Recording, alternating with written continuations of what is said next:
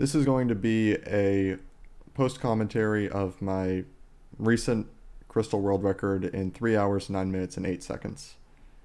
There are a lot of sections of this run that are kind of slow and, for lack of a better word, boring, so I will fast forward to videos to get through those sections a little faster. It'll be fairly obvious why when we get there. So, let's get started. First thing I do before the run starts, I need to do what's known as LID manip, or lottery ID manip. This manip is to manipulate the ID that the lottery and goldenrod will check for to be a specific value, in this case 01001. And the reason we want it to be that specific value is because that's the ID of the Spearow that we pick up from the guy on the north of Goldenrod. So the hard reset and the inputs I did at the start were to manipulate it, and right now I'm just going through the intro to check and see if I did it right. Because the trainer ID that I see will tell me if I did lottery ID right. Hi. So we're just going through the intro,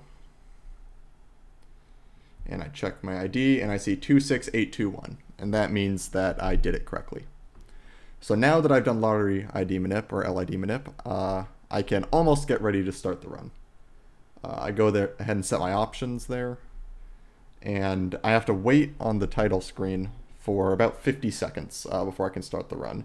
The reason for this are complicated, but basically there's a 60 frame window, or 1 second window, on which I need to start the game in order to make it so all the future manips will work. And again, the exact reasoning why that works on the technical side is really complicated and not that interesting, but this is something you need to do before every run. So we're just going to sit here and wait until it's time to hit new game. And I have a timer outside of this that I'm looking at. So I hit the 60 frame window, start the run, set the time to 10:01. That again matters for the manips. 10 o'clock doesn't work, but 10:01 does. And now we're going. I kind of glossed over it earlier. Some of the options I set text speed to fast, animations to off, battle style to set. These are all very standard for Pokemon speedruns. Just to get through the game faster. I've also set the frame type to type 6. This also matters for manips. And now we're in the game. So something that you're also not seeing is I started another outside timer once that intro finished, because I'm going to be tracking the in-game time of the game. The first manip, which I'm going to do, not counting LID manip, is Totodile manip, to manipulate a perfect Totodile. That manip only works if you save on a specific frame window. So I start an outside timer to track how much time has passed, so I can save on that window. And that'll come up right after this intro, where, just like every Pokemon game, you have to mash through a lot of text before you can actually get to the game part. Yes, I also pick Girl. The Girl saves 1 frame every battle due to weird sprite decompression lag, or lack thereof. And you also need to pick the Girl for the manips to work. So we're almost there. I go up, down, and save the game, and I save it in a specific window. And then hard reset, and now I'm doing Toto manip. So for this manip to work, I need to enter the game on a specific 2 frame window. So you'll see I will kind of wait here for a little bit, and then I go in, and I see the NPC at the bottom goes right to left, which means I hit the window, and then I clear these 4 text boxes perfectly, and now I have manipulated the Totodile This Totodile has perfect stats and everything. It has perfect attack, perfect defense, perfect speed, perfect special, and perfect HP. Which, as you can imagine, helps out quite a bit on certain fights.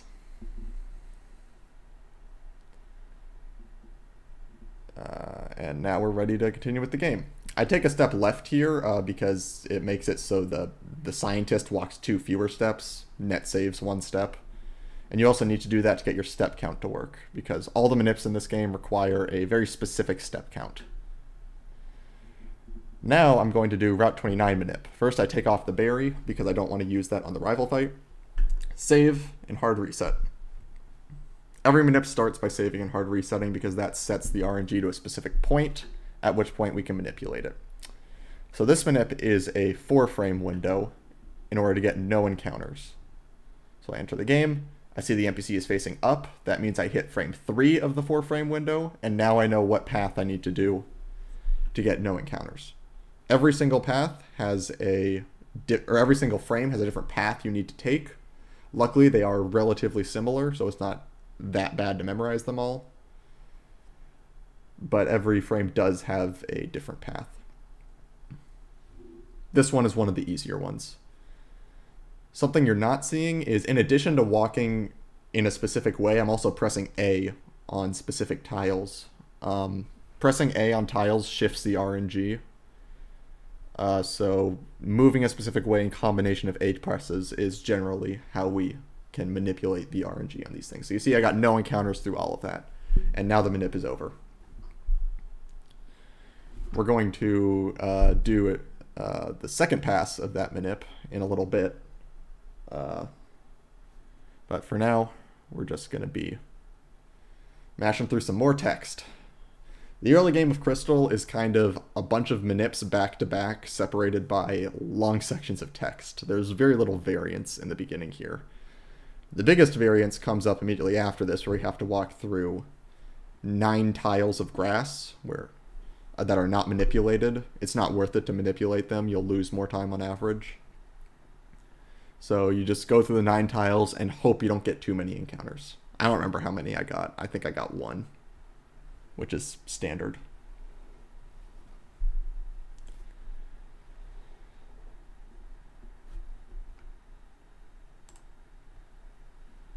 Just a little more text.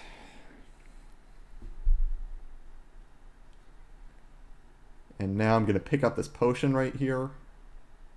We get 1 potion from the scientist later, but having a second one is extremely useful, so we pick that one up. I do get 1 encounter here, loses about 13 to 14 seconds, I don't remember exactly. Depends on how long the cries are. This is just a section, as I said, as like the largest variance in the early game. You just walk through the grass and you hope for the best. Most of the time it works out alright. So coming up is the rival battle. The way the rival battle works is you leer once and then scratch spam. Ideally you don't get growled, because growl will make your scratches do less and the fight will go longer. Pretty self-explanatory. The way the rival's AI works is on turn 1 he is 75% to use growl, 25% to use tackle. And every turn after that, he's like 92% to use tackle and 8% to use growl. It's something like that. I end up getting a standard fight where I get growl on turn 1, and then he tackles for the rest of the fight. So 1 encounter plus growl is a not very good start. It's not bad enough that I would reset, but it's certainly not the best. I get a crit there. Crits are nice. Saves a turn. And we just go through the rest of the battle.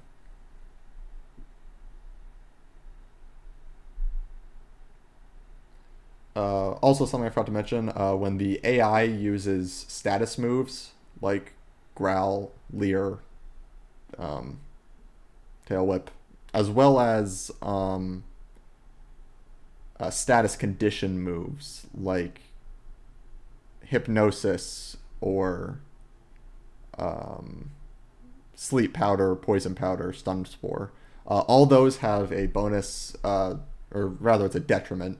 They have a 75% multiplier applied to them, so Growl actually had a 25% chance that it could fail, but only when the AI uses it.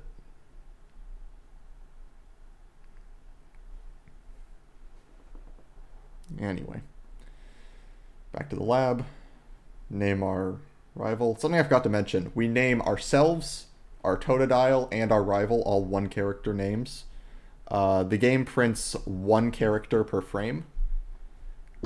So by naming them a one character name, it minimizes the amount of time is spent printing their names.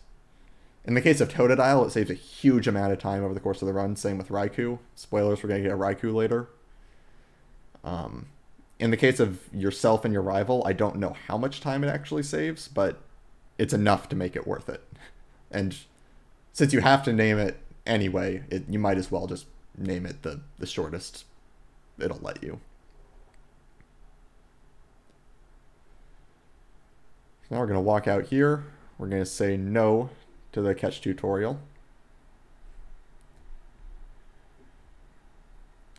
We're going to walk backwards and save on the exact same tile we saved on before. The reason I walked past that tile and back is I need to set my step count to be a very specific value, as well as my poison step count, which keeps track of like what poison step you're on, and cycles 0, 1, 2, 3, 0, 1, 2, 3, etc. This time I see the NPC is facing left, so that means I hit frame 4. So I do a different path as I did before.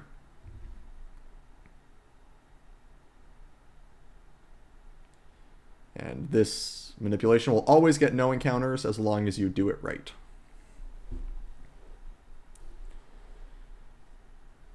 So we're walking along.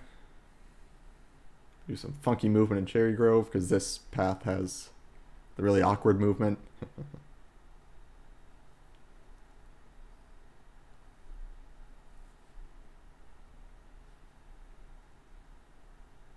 And now we get to Mikey. This fight, he has a Pidgey and a Rattata. Pidgey is a 2-shot, Rattata is a 3-shot normally. With this specific Totodile, you actually outspeed the Rattata. There's a different Totodile you can get that has slightly less than perfect speed, and that one actually speed ties the Rattata. Also, I guess I forgot to turn off the sounds for my alerts, so you might hear some of that in the background. Oh well. Ideally, you want to take as little damage as possible in this fight, because you carry this health into Falkner's Gym, and if you can avoid healing for Falkner's Gym, it's a nice thing. Here we get Tackle plus Tail Whip from the rat. It only knows Tackle and Tail Whip. Pidgey only knows Tackle. So overall, that's low enough damage to the point where I don't have to heal, and I'm relatively safe for the start of Falkner's Gym. At this point, we are going to re-equip the berry, because we need that for the first fight. And we're going to call our mom. The reason we do this is because if we don't do it here, she's going to call us somewhere within like the next 20 or 30 steps. And that'll be in the middle of this manip right here. It's called Route 30 3/4 manip. And if that happens in the middle of the manip, it would be extremely hard to manipulate through that. So it's better to just call her before the manip even starts, so that it doesn't interrupt you. So now I save and reset. This is a 3-frame window, and all frames have the exact same path. So, yeah, very nice. You just need to hit the 3-frame window and then do the same path, and you get no encounters. We're also going to pick up the Bitterberry here, and we're going to extend the manip through these Bitterberry text boxes by clearing them perfectly. Clearing them perfectly is a lot easier than it sounds. There's something like 5-frame windows. Same with the Toto text boxes earlier. They're pretty easy to hit with practice. And now we get to Falkner and just go immediately to his gym. At this point, this run is like okay. It's not great or anything, but it's also not a terrible start. This first fight is a Spearow. It is a 4-shot with Rage. And the Spearow will always use Peck. It's the only move it knows, I think. And it does 6 damage each time. So with the berry, I have 31 health, which is enough to tank 6 Pecks. I'm guess I should touch on the reason we picked Totodile. There are a number of reasons. One of the biggest one is this gym right here, because Rage is a stupidly powerful move that allows us to go into this fight underleveled and still just easily make our way through it. The way Rage works is if you keep using it, every single time you get hit, it does more damage. Its base power raises. And it just lets you to make easy work of this gym. The reason you wouldn't pick Cyndaquil is because one of the reasons is that it has a much tougher time with just this gym. It doesn't get Rage, it gets like Smokescreen instead, which is worthless. And Falkner's Pidgey and Pidgeotto know Mud Slap, which they will always use against Cyndaquil because it's super effective. And Mud Slap always lowers accuracy. So you can imagine how much of a struggle that fight would be. But with Totodile, because Tackle does more, they will just use Tackle. And it'll let you build up your Rage stacks and make your way through it. So just 3-shot the Pidgey, build up our Rage. And by the time we get to the second Pidgey, it's actually a 2-shot instead of a 3-shot. Rage is just a crazy powerful move in the early game. Lets you easily make it through this gym. And Chikorita is terrible against both the first two gyms. It's not even a consideration.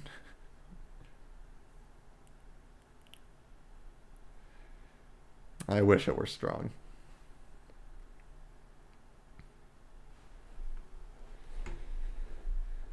Anyway, Falkner. We're going to do the same thing we have been doing and just use Rage. Oh, I forgot to mention, on the Spearow fight, we swapped Rage to slot 1. We're going to be using Rage a lot coming up, so having it in slot 1 is useful for us to save us from the extra inputs of going down to it. So it just saves a little bit of time over the course of the run.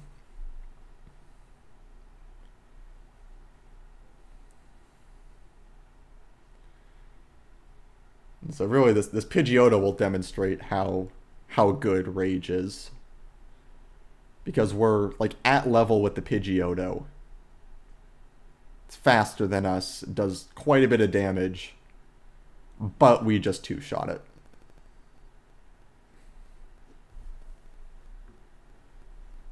So, most of the time this gym goes fine. If you get crit too many times, you can die, but it's pretty rare when that happens.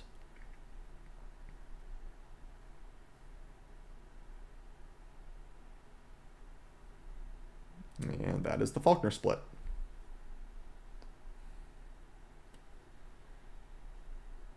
Next thing we're going to do, we're going to go to the Pokemon Center because we need to get the egg from the scientist or else the guy on Route 32 won't let us progress. So we need to go to the center anyway, and we're actually going to take the center. 1, to heal us back to full, and 2, to restore all of our Rage PP. Because we're going to be using Rage quite a bit in Union Cave and Slowpoke Well. And we only have like 5 or 6 of them left right now, so dual purpose. Right here you hop the ledge. That's actually really important in order to get your step count to line up.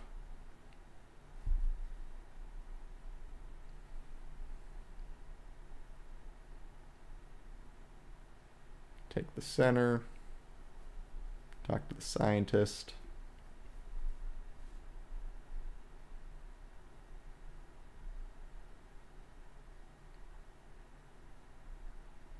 Get the egg. And now we can continue with the game. We're going to do one more Manip here. It's called Route 32 Manip. It gets no encounters through Route 32, allows us to pick up a Repel for Union Cave, and dodges a Spinner.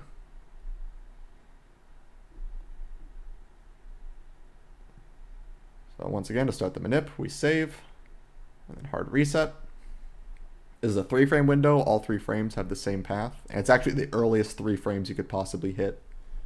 So that's pretty nice.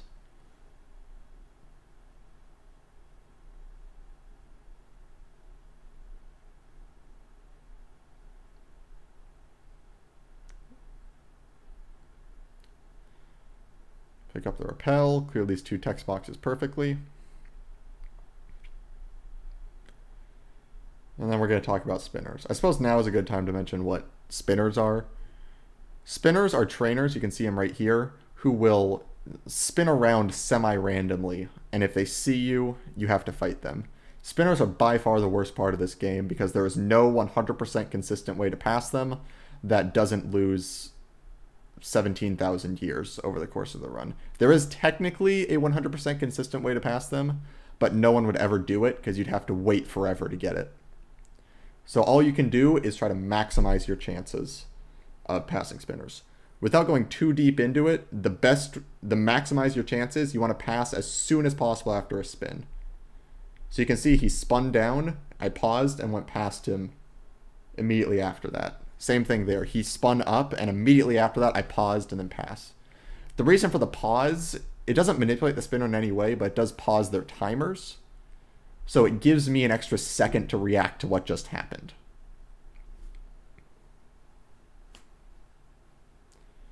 We fight this guy. This guy's actually an optional, but we need to get level 18 after Bugsy in order to have any chance whatsoever of winning the Rival 2 fight. And this guy gives very efficient experience. It's a 5-turn fight, and Koffings give a lot of experience. If the spinner before this saw us, his name is Russell, he has 3 Geodudes, and we don't have Water Gun yet, so you can imagine how slow that fight would be by just raging him down. But he gives enough experience to where we would skip this fight, so it's not quite as bad. Crit there is very nice, saves a turn. So if Russell saw us, I would have fought him and skipped this guy, but it does lose 35 to 40 seconds, which is really bad early in the game. Coming up, we've got Anthony, another spinner.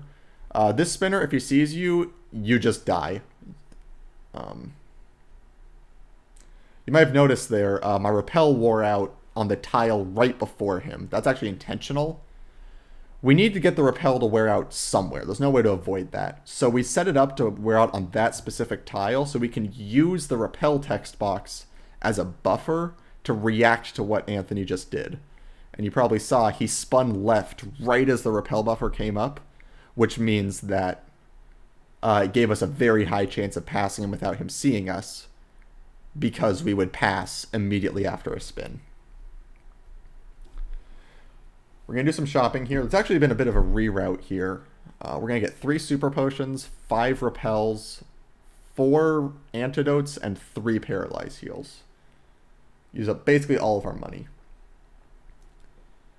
That was actually a pretty recent reroute, and it's since been rerouted again since I've gotten this.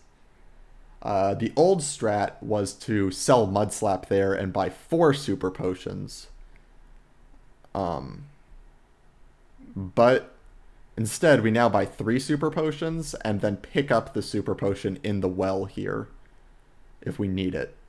The extra 700 Pokédollars is very useful in the run. This fight, we don't have Water Gun yet, so we just rage these Rattatas. Usually it goes fine. 4 or 5 turns. Depends on what they do. You're actually speed tied with both of them, so if they use Tackle or Tail Whip, sometimes you're faster, sometimes you're slower, but if they use Quick Attack, obviously they're faster. Right here we see I get hit 3 times, so I'm at Rage 3 right here. This Rattata is now a range to die in 1 hit, and I don't quite get it. I switched to Scratch to avoid a Rage's Building text box. Of course I crit there.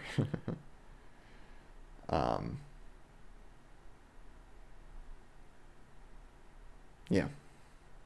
By skipping the Rage's Building text box, it saves a tiny bit of time. Heal back to full. Now I have Water Gun, which is going to be basically what I use for the rest of the well here.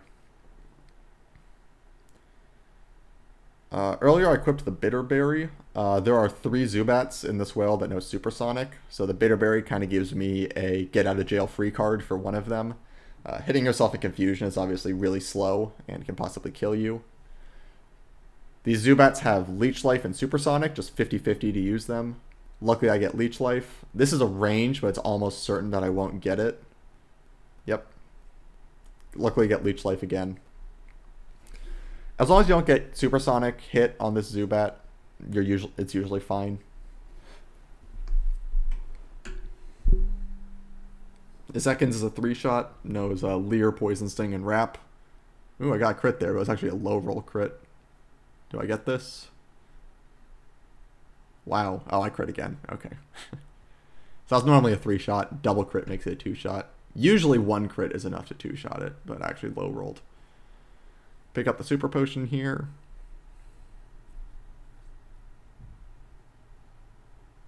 Oh, also, I don't have a repel or anything up right now. The encounter rate in Well is like 5 out of 256 or something like that. You're about 70-something% to get through the Well without an encounter, so it's just not worth it. You also don't have enough money to buy a repel for this section.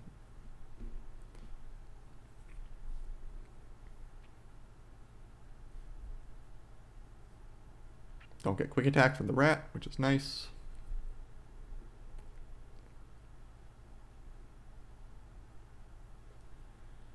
Just gonna water gun these Zubats and hope I don't get confused, basically. There's one supersonic that consumes the berry. It's annoying to get it used this early because there's still like 3 more things that can confuse me.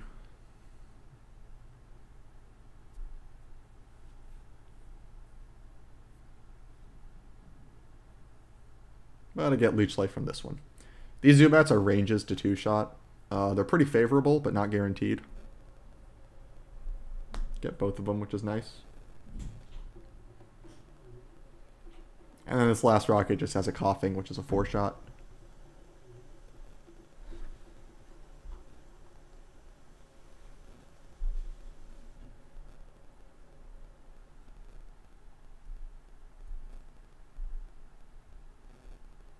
This Coughing knows Tackle, Smog, and Poison Gas. Ideally, I don't want to get poisoned just because it's slow. Smog Miss is nice. Tackle is nice. And another Tackle. So at this point, I see that the Coughing faints at around 2449. Any sub 25 means that this is a good run, so I'm very happy with this run at this point.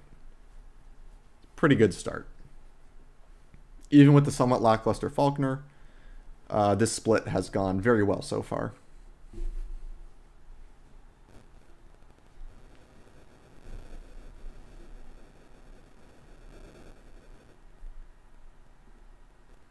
So now we go to Bugsy's gym. It's actually important that you enter this Twins fight on the right instead of the left, because that determines which Pokemon they throw out first.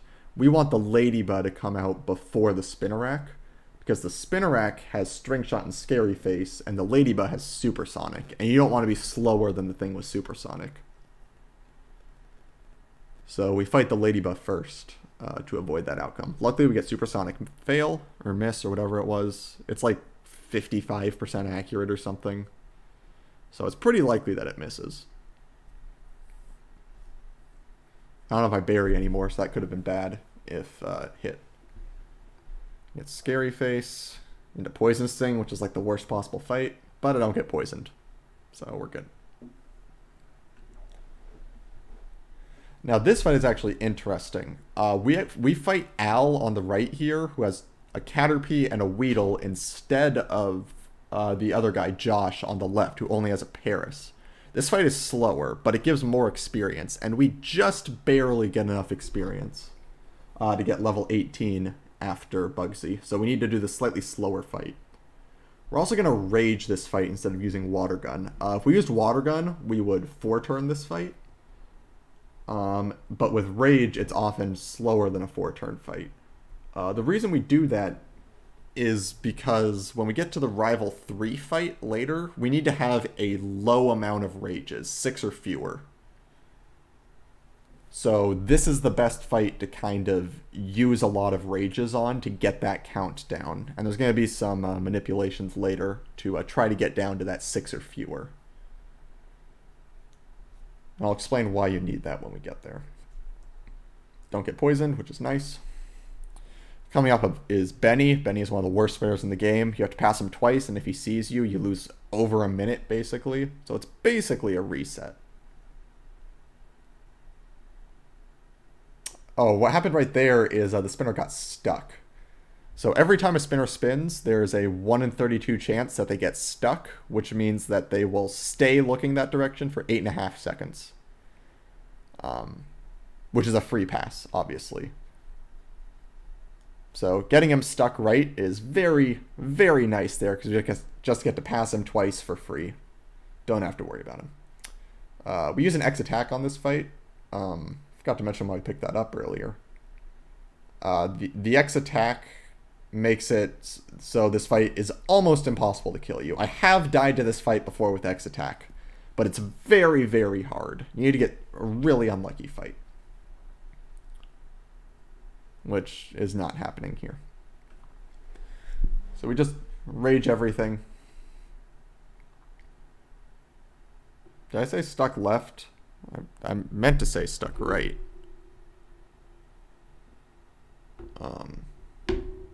If I did.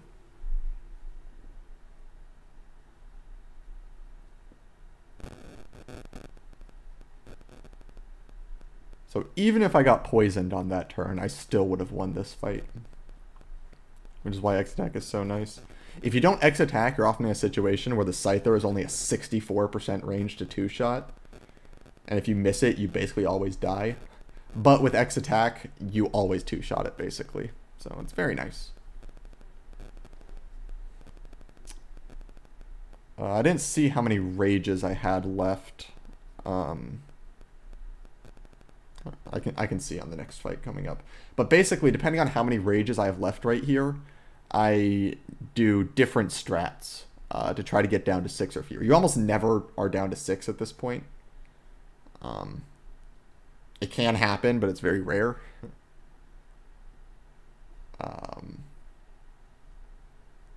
But it's not bad that you're not down that low, because we have strategies to use what few left we have to use. So coming up is Rival 2. The reason we need level 18 for Rival 2 is because that's when Totodile evolves into Croconaw, and you cannot win Rival 2 as Totodile. You absolutely need to be Croconaw. For one, Bayleaf would do so much damage to you with Razor Leaf if you weren't evolved, and for two, Totodile doesn't learn Fury Cutter, but Croconaw does, and Fury Cutter is important because it's super effective against Bayleaf, which makes it a 3-shot to kill Bayleaf. And if you're not 3-shotting Bayleaf, you're not winning that fight. Razor Leaf does so much damage. So anyway, heal the full and go into this fight. This fight is the second worst fight in the entire game. For one, and the reason why is kind of all 3 of his Pokemon.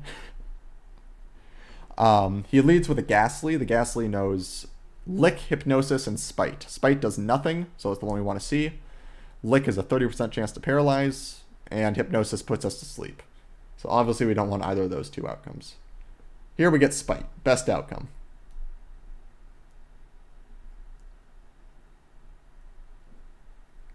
Next up is the Bayleaf. Bayleaf is a 3-shot. Razor Leaf does like 40% of our health, and it's a 1 in 4 chance to crit. We get Reflect on turn 1, which is very good. Razor Leaf hit. And then we 3-shot the Bayleaf. So we made it through the Bayleaf, which is the scary part. Fury Cutter is only 95% accurate, and if you miss on that Bayleaf, you basically die. If you get crit by Razor Leaf on turn 1, you basically die. And so I guess I had 7 rages left because I water gunned the Zubat. If I had 8 or 9, I would rage this Zubat 3 times. But because I have... Oh, I had 6 left. Wow, I actually did get down to 6. Alright, well. Anyway, I raged there, just in case I had 7, I guess. The difference between 6 and 5 is nothing. So it doesn't really hurt anything to rage there. If I had 8 or 9, I would have raged that Zubat 3 times, hoping he would bite me every time to power it up, and you would 3-shot. If you were under 50% health for the Zubat, he is extremely favored to use Bite, but over 50% HP, he is 50-50 between Bite and Supersonic, so... Ideally, you're under 50% for him, but As you can see there, I didn't quite get there. Go through this forest, gotta do the little far-fetched thing. I'm not healing yet. Eventually I'm gonna need to heal to full for Whitney, but I'm choosing to do it after the Snubbull fight instead of before. Because that way I can go into Whitney at full health instead of full health minus some damage from Snubbull. And Whitney is the worst fight in the run, so going in at full health helps quite a bit. It's worth noting that Rival 2 and Whitney are the two worst fights in the run by a country mile. Nothing else even comes close. And they're also the only two fights in the run where you use Fury Cutter, which is also the only move you use in the entire game that can miss. It's really annoying how that turns out. And the fights aren't bad just because Fury Cutter can miss. Even if Fury Cutter was 100% accurate, they would still be the two worst fights in the game by a lot.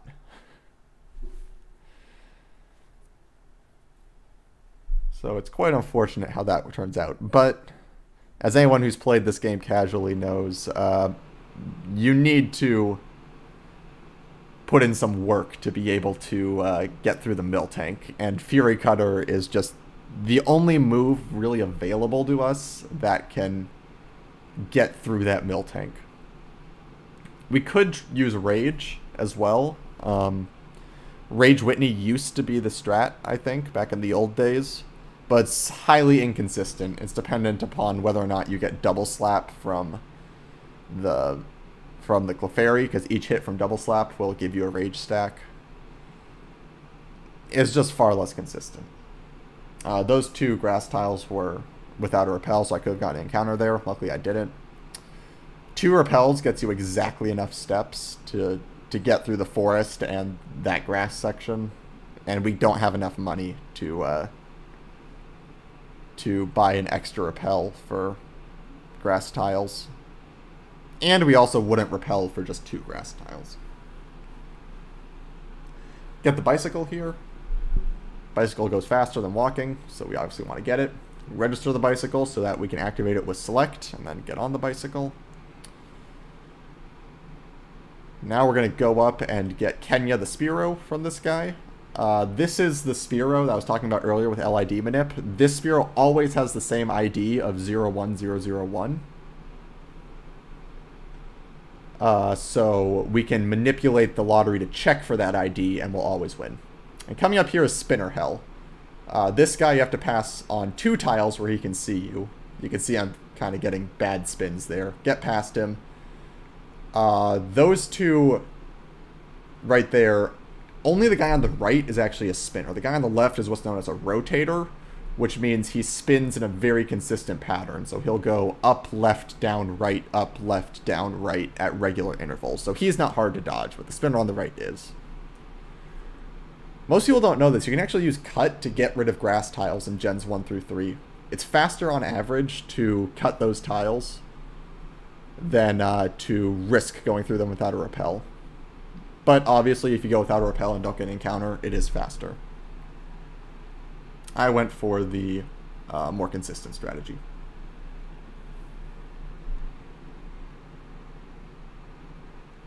Next thing we do is we deposit the egg in the PC. We don't want the egg to hatch because that's a slow animation and we don't need it for anything. So we just throw it in here. This is the fastest place to do it. And now we go back down through Spinner Hell.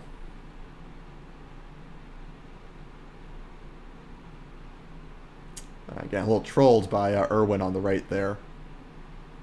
Ooh, that was a little close. And now we go past Ivan. Man, this Spinner Hell was not good.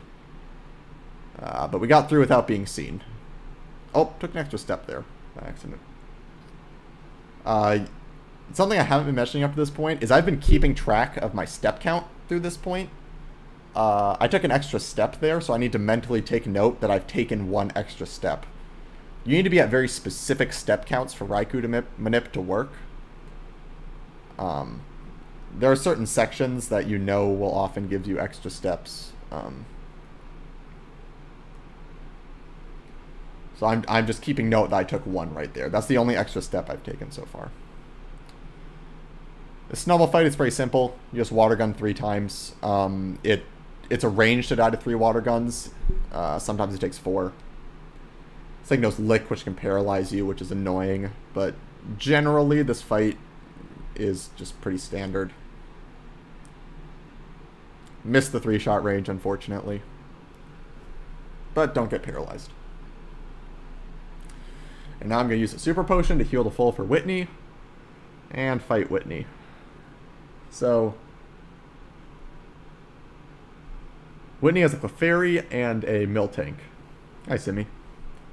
The Clefairy knows Double Slap, Metronome, and Mimic. Metronome, as you can imagine, can hit a lot of moves that are problematic for us. So we really want to see Double Slap and Mimic. But I know which move I get here, and it's pretty annoying. So I use Fury Cutter. I need to build up Fury Cutter to do a lot of damage to Miltank. I get Double Slap. Oh, wait, I'm thinking of a different run. Never mind. Okay, so I got Double Slap, Miss, into Mimic, which is an insanely good fight. And now he uses Fury Cutter here. Yep. So we just completely dodge all the Metronome annoyance that can cause the run problems. In an old PB, I actually got Metronome Whirlwind, which swapped me out for my Spearow, and I had to swap back in and finish the fight, and I had this whole problem. I actually get Stomp there instead of Rollout. Stomp's a 30% flinch chance. If it flinches you, it breaks the Fury Cutter chain, so it's basically a death. Luckily, it didn't happen. And I crit the Miltank. That Miltank is not a one-shot unless you crit. So that was a very, very good fight. Aside from getting stomped and being scary. So as you can see from the splits, this is a really good run right here. Like, I'm not thinking of splits per se, I'm more looking at the overall time, and a 39-20 is a very, very good start. I think my best ever start is a 38-59 or something, which is an absolutely ridiculous Whitney time that you can never expect. So anything like sub 39.50 is good, and this is a 39.20, so this is a good run.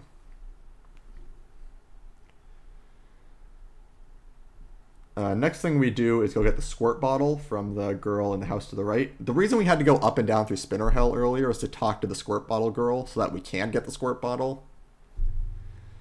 Here we take 4 extra steps over what's optimal, so I'm keeping track in my head. Okay, I've taken 5 extra steps so far. I have a list of the allowable extra steps, so I can correct later if I need to. So I'm just mentally keeping track that I'm at 5 right now. Get the squirt bottle. Go down to the department store, where we're going to do a lot of the shopping. This shopping is going to get us through a lot of the rest of the game. We're going to sell both Mud Slap and Attract for money.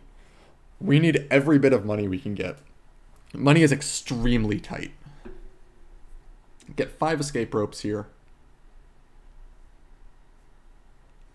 And then we're going to buy 21 X specials. Bare minimum, we need 20 X specials for the rest of the run. So we were able to find the money for an extra one. That's why we cut the 4th super potion earlier. Since this run, the money's actually been rerouted, and now we get 6 escape ropes and 20 X specials. Getting rid of the extra X special and instead getting an extra escape rope to skip a spinner, basically. We talked to this guy. You can see he checked for the ID 01001, which is the ID of our Spearow. So we win the Master Ball. We're going to use this Master Ball to catch a Raikou.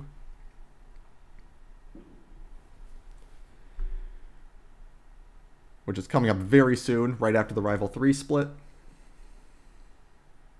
And we need to go one more time through Spinner Hell. So this run is really good, so I'm just hoping we can get through Spinner Hell. So we go to this first spinner, Ivan. We pause immediately after an up spin, which is very good. I don't take that one. Pause as soon as I can after a right spin. Spins left and sees me. At this point, I'm like hovering over the reset button. This spinner is the slowest spinner in the entire game to hit, aside from maybe Benny. He has 4 Voltorbs. It's a 5-turn fight with Fury Cutter. It loses so much time. over, like, around a minute, maybe more. And so I'm really considering resetting the run at this point, but I stick it out. And obviously, in hindsight, you can say, well, it's a good thing you kept the run going because you know how it turned out. But it's honestly probably incorrect to continue this run. Losing a minute to this fight is just really, really hard to make up. Even with being a pretty good Whitney time, it's not lose a minute and the run is still good. Good Whitney time. Luckily, I don't miss my Fury Cutters, so we get like the fastest possible fight. At level 21, we learn Bite. We're going to teach that over Fury Cutter. If I didn't hit this fight, I would learn Bite in the middle of the Rival 3 fight, and I'd teach over Rage instead, but I still need Rage, so I'll teach over Fury Cutter. And now, at this point, I'm just tilted. Like, this was a good run. It was a great pass on Irwin, and he just spins in a super unlikely way to see me. And that's kind of the curse of Crystal. There are 30 spinner passes throughout Crystal, and you can afford at most one. Here I use the potion and toss the super potion. We don't need healing items anymore. Use a repel. Go through this grass right here. Oh, mess up the movement a bit. That movement's not trivial, but it's pretty embarrassing that I messed that up, honestly. Squirtle and Sudowoodo, we just run away. Oh, also something I forgot to mention. Whenever a spinner sees you, it doesn't actually count as a step. So I actually subtracted one from my step count. So I know now that I'm at 4 steps. Because I was at 5, I hit Irwin, now I'm down to 4. That was 2 extra steps over what was optimal there. So now I'm at 6, and 6 is a good step count. It's good. It works for Raikou, so I don't need to do anything. We get the magnet from that girl. We need to power up electric moves for Raikou. This is one of the worst spinner passes I've ever done. I passed after he spun right, which is basically the worst thing I could have done. I got extremely lucky that he didn't see me. But at this point, like I said, I was super tilted. I hated this run now. I wanted to reset. If he hit me, I would have been embarrassed because of the terrible spinner pass, but I would have just reset. You'd probably noticed early in the run that I was pausing before all the spinners to increase my reaction time to make it easier to pass them. At this point, the run is bad enough that I'm just not pausing anymore. It makes it more likely that they'll see me because your reaction time can't be quite as good in general, but I don't feel like losing the time to get the better spinner passes at this point because the run is so bad. And yes, just hitting Irwin takes the run from pretty good to extremely bad. That's how bad he is to hit. This fight's actually really interesting. So we need to set up 5x specials. Before we can do that, we need to swap to Kenya because the Haunter will use Curse. I get unlucky and it uses Lick. So I have to waste a turn stalling so that he'll curse the Spearow. Loses even more time. I'm just super mad at this point because I'm losing even more time on this split than I was. Swap back to Croconaw. He uses Mean Look here. Now I use Rage, and this is why we needed fewer than 6 Rages, because if we're at a low Rage count, it tricks the Haunter into using Spite. Of course, we get Paralyzed to make the run even worse. Swap Paralyze heals down to get him out of the way. Start setting up our X specials, and we can see that the Haunter is now using Spite a lot. Spite obviously does nothing. We don't care about our Rage count anymore. And it's better than Lick, which does damage every turn. So it gives us a free way to set up. He's not guaranteed to use Spite. As you can see, he used Lick there. But it makes him very likely that he'll use Spite. And it gives us the turns we need to set up our items. Use the Paralyze heal. Get Lick on that turn. Luckily, don't get paralyzed. If you get paralyzed on that turn and then hit through and kill the Haunter, it's extraordinarily bad. Because you need to heal it on the Magnemite, and the Magnemite uses Supersonic, and then you're confused, and it's the worst thing ever. Luckily, it doesn't happen this run.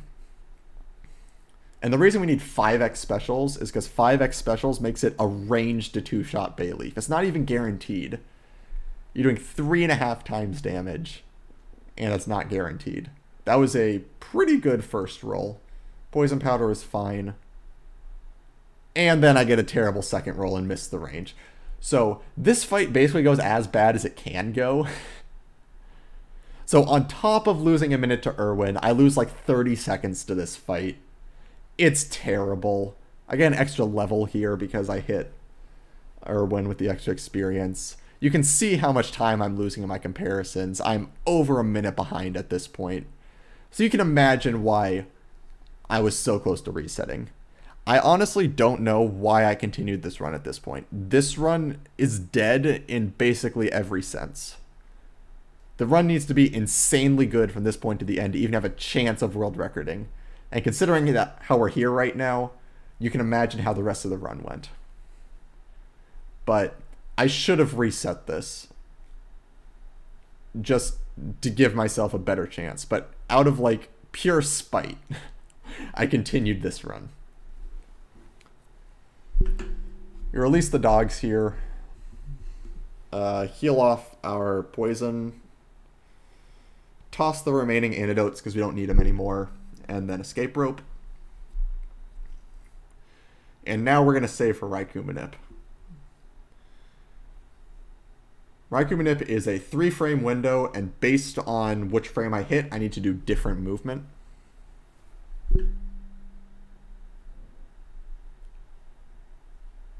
So I'll know which frame I hit based on how this NPC at the top right moves.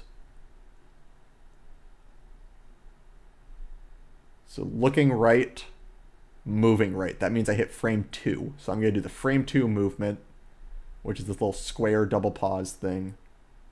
And I get the Raikou. So first try Raikou was absolutely essential to continue this run. Luckily I get it. Use the Master Ball on it. And now we have a level 40 Raikou at a point when our main was only level 22. So as you can imagine, Raikou is extremely powerful, especially in this part of the game. It's just going to barrel through everything for the foreseeable future. I nicknamed Raikou B because why not? Didn't want to name it A. Mess up the movement there a bit. And now we do the Kimono Girls. We're going to swap Raikou to slot 1. Nope, accidentally try to take off the item he doesn't have, and then check his stats. I'm just pissed at this point because of what happened to this run on the Rival 3 split, as you can imagine. So I'm just playing terribly. I lost like 8 or 9 seconds to that terrible menuing. However, World Record did get second try Raikou, so he loses about 20 seconds there. So I will save time on World Record this split, but it's annoying. And now we have Raikou for the remainder of the run. These fights are pretty self-explanatory. We're just going to Thundershock everything except for Jolteon, which we use Quick Attack on. And then we're going to get Surf from the guy at the end of this. So at this point, I think I'll talk about why we get Raikou in this game, but we don't in Gold. The reason for that is because in Crystal, you need to fight Rival 3 and release the legendary dogs from the burned tower in order to continue the game. I think Morty won't let you fight him if you haven't done that. I don't know what the exact roadblock is, but I think you can't fight Morty until you release them. So we need to... Since we need to release the Raikou anyway, it's not that much more time lost to go and manip it and catch it. And it saves enough time over the rest of the run in order to make it better than for Alligator. In Gold, Burned Tower is optional. We don't have to release them to continue the story. So it's like a 5-minute detour, and Raikou doesn't save 5 minutes over for Alligator. So we just use for Alligator to the end. Are the Raikou stats guaranteed? Yes. This Raikou has 15 attack, 13 defense, 11 speed, and 15 special.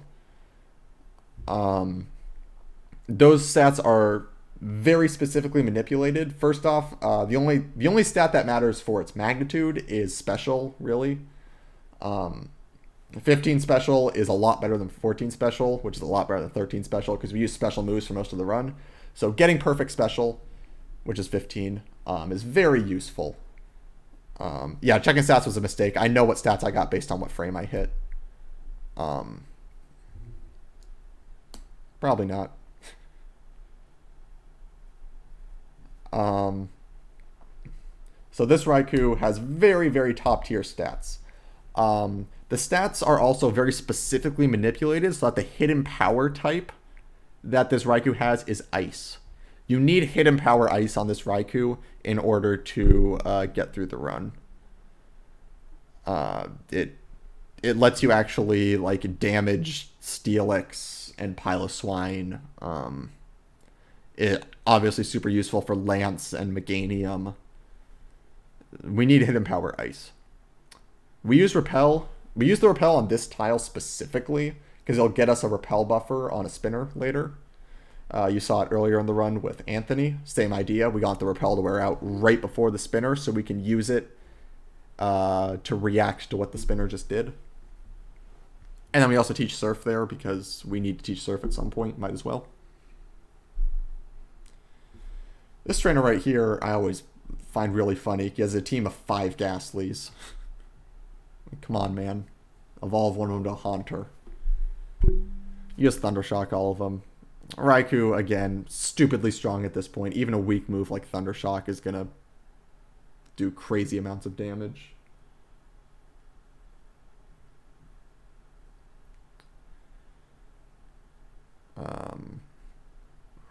Yep. At level 41, we're going to learn Spark, which is the best move that Raikou learns throughout the run, our most damaging move. For some reason, Raikou doesn't learn Thunderbolt or Thunder through level up. Thunderbolt is locked behind like a Game Corner Tutor, and Thunder is a Game Corner TM. Completely non-viable to teach those moves, so we're stuck with the 65 base power Spark, which isn't great. If we were able to teach Raikou Thunderbolt, we could skip the Magnet, which gives a 10% boost to electric type moves, but because we only have Spark, we need to get the Magnet, which is quite annoying. Yeah, it's kind of weird how this gym, no one uses a Mischievous. They all just use the Gengar line. They don't use any of the new flying types in Falkner's gym. They don't use any of the new bug types in Bugsy's gym. I don't know. Seems weird.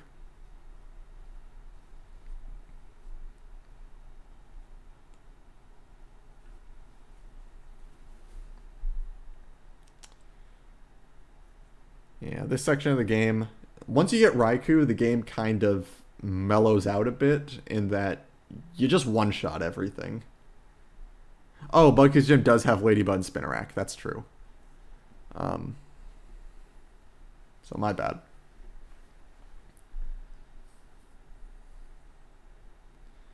Right here, we teach Spark over Leer. Having Spark in slot 1 is useful because Spark is the move we're going to be using most throughout the run. Sort of. So having it in slot 1 means that we can save inputs to use it. Fun fact, Raikou learns both Leer and Bite at level 1, but at level 40 it knows Leer but not Bite. So if Raikou knew Bite instead of Leer at this point, I'm not quite sure exactly how useful it would be. But, I mean, it's better. It would be at least better than Leer, which is completely useless.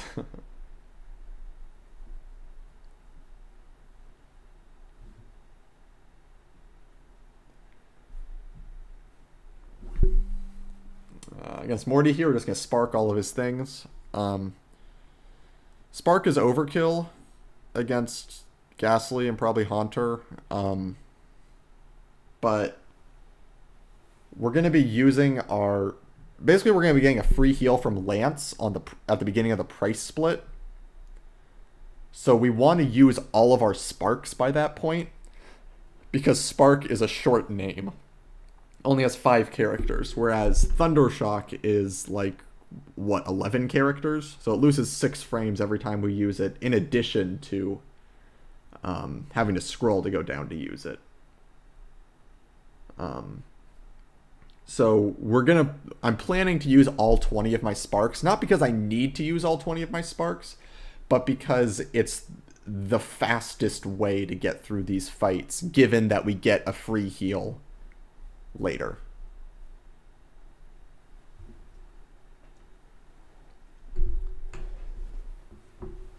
And now we get Morty's badge. This is 5740 something Morty split, which is god awful. So you can tell from the splits again. So I'm just mad at this point. And so what I'm committing to doing is I'm going to be playing all the spinners extremely aggressively. So I'm going to be taking passes that are more likely to hit me than I would on other runs, because I need to play aggressive in order to make up this time. There's actually very little time save on Raikou once you get it, because Raikou is so strong, it just one-shots everything. This guy right here is a rotator, so I just burn enough frames to get past him. That's Olivia. She's a spinner, so I spin after she goes left. That was a good pass, a good repel buffer on Olivia. One of them's Dana, the other one's Olivia. I always get them mixed up. Here we need to fight either this girl or the guy to the left of her. They both have a level 18 or whatever Pikachu. It's the same exact fight, level 17. We fight this one because it's just faster. We can talk to her instead of being seen and having him slowly walk to us. And we have to fight one of them. We can't get around it. So go around this guy. And now we're in Olivine. Have a quick encounter with our rival.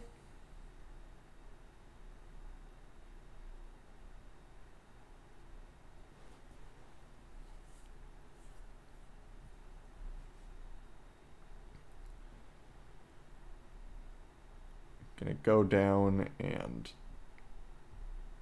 buy some super repels. These super repels, we buy 10 of them. They'll last us until the Elite Four, at which point we're going to buy a few more max repels to get us through the rest of the game. It's just slightly more efficient to do it that way instead of buying extra super repels here.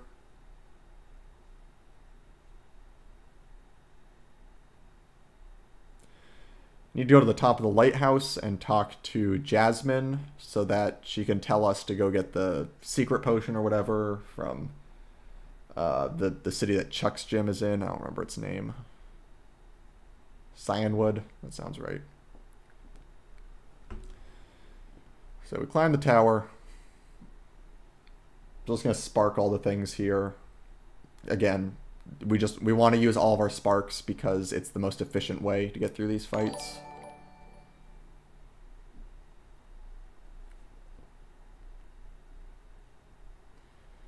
As I'm sure you've seen, Raikou just demolishes everything in its path.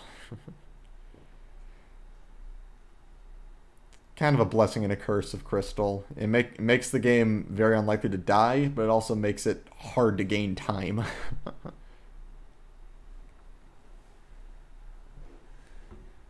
I'll explain how I make up the minute and 15 seconds that I'm behind.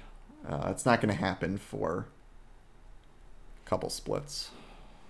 One split, really. And then it'll start happening.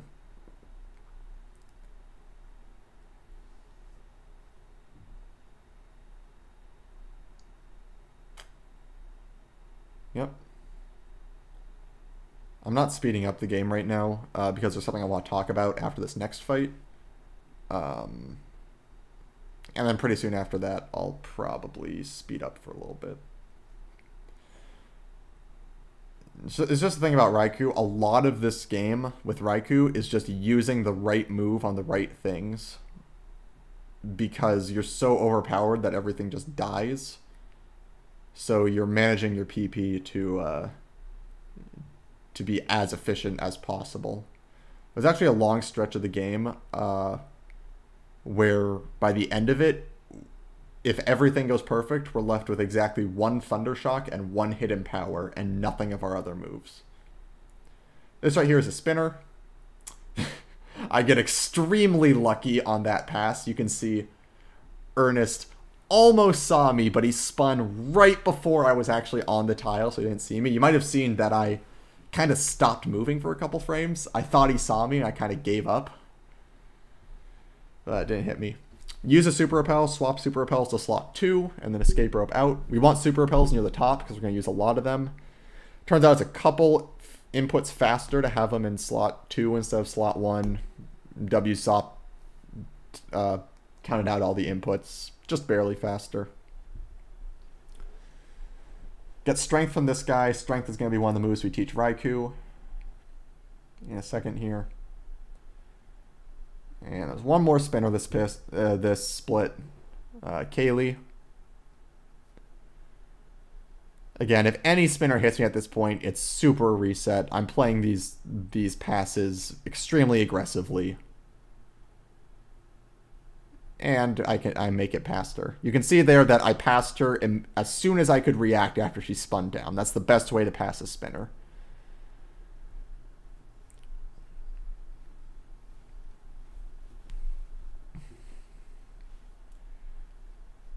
We're going to enter the gym. We're going to teach strength to our Raikou. Because we need strength to get through this gym, and it's a pretty good move on Raikou. Helps with the grass types and the flying types when we don't want to be super effective. And then I use strength from the menu because it's faster than talking to the rock later. I'm going to speed up the video for this gym. Just because it's pretty simple. We strength the Hitmonlee. It dies. The only notable thing is this Hitmonchan is a 2-shot. With all our moves, we're going to strength it twice. However, I'm pretty sure... No. Okay, I thought I might have crit it on this run. Oh, I crit on turn 2. Unlucky. So yeah, you 2-shot that. It knows Fire Punch, Thunder Punch, Ice Punch, and Comet Punch. Pretty fitting moveset. If I got statused, I would have reset because the run was so bad that I didn't feel like healing off the status. Just spark these things. Pretty simple.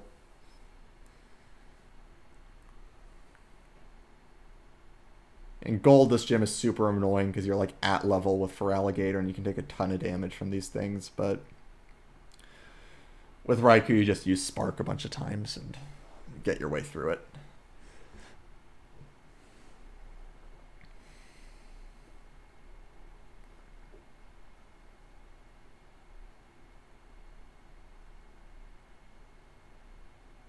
Not a whole lot to talk about at this point.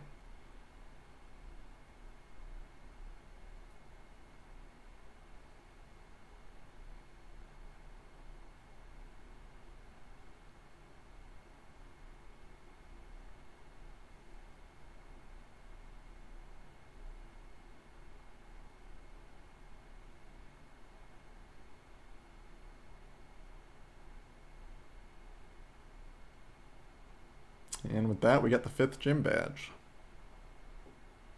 You can see I'm a minute and 7 seconds behind world record. I'm not sure how exactly I saved 7 seconds. I think my spinner passes were just a little faster. Talk to this woman to get fly.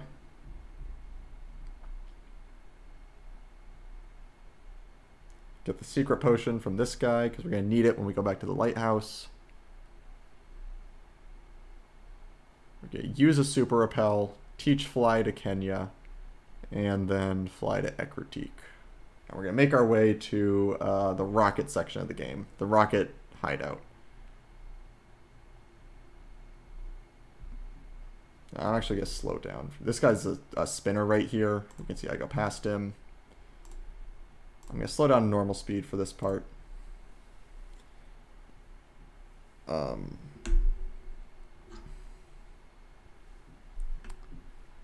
Because right here is a pretty fun section of the game where we need to go get hidden power from the guy in the top left.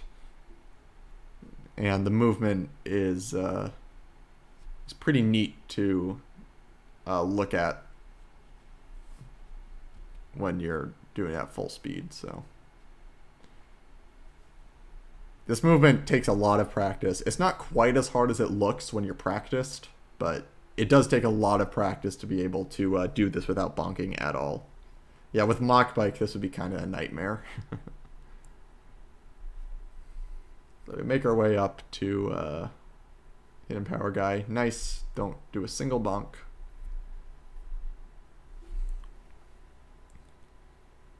Get Hidden Power.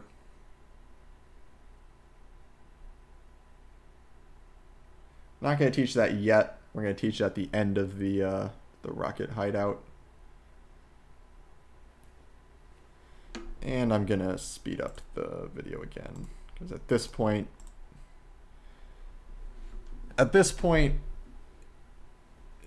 the game kind of slows down a lot. So we have the red Gyarados here. The fastest way to get through it is just to kill it with Spark. We don't need it for anything. In Gold, you'd actually catch that with the Master Ball for Whirlpool and Waterfall. We don't need it in this game. We also don't have a Master Ball to catch it with because we already used it on the Raikou. Talk to Lance, go back to Blackthorn, and do the Rocket Underground section. This section, along with the Radio Tower section after Jasmine, kind of has a reputation of being... Oh, this is Mahogany, my bad. This section and the Radio Tower section kind of has a reputation of being extremely boring. The Rockets are really under-leveled at this point in the game to just a normal team, and you have a completely jacked Raikou. So everything just gets super overkilled. The whole point of this section is I want to use the moves that are most efficient so that I don't get extra text boxes like super effective or not very effective. Use Quick Attack against the rat so that it can't Quick Attack me. It's pretty nice. Yeah, so we want to use the most efficient move that also one-shots. Something funny about Raikou, over the course of the entire game, it doesn't learn a single move that's not very effective against these Magnemites. So every single time we fight a Magnemite or a Magneton with Raikou, it uses a not very effective move. And that does matter for Rival 5. We're unable to one-shot his Magneton, and it's pretty annoying. Luckily, we're so over-leveled that Spark does kill them, but it does cause problems that we don't have a single move that's good against them. We use Spark and Thundershock, which is Electric, Quick Attack, and Strength, which are normal, and Hidden Power, which is Ice. And Steel, Electric resists all of those.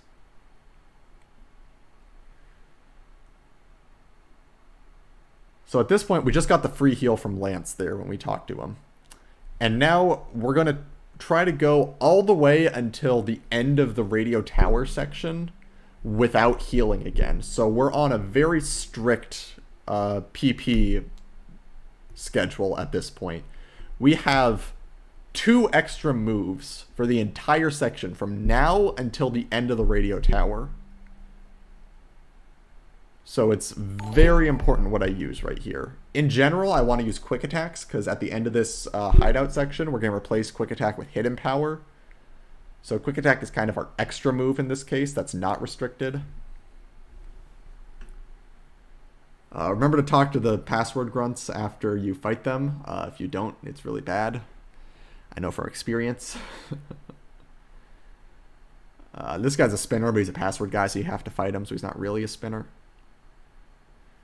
Coming up is what we call Rocket Spinner, who is an actual spinner.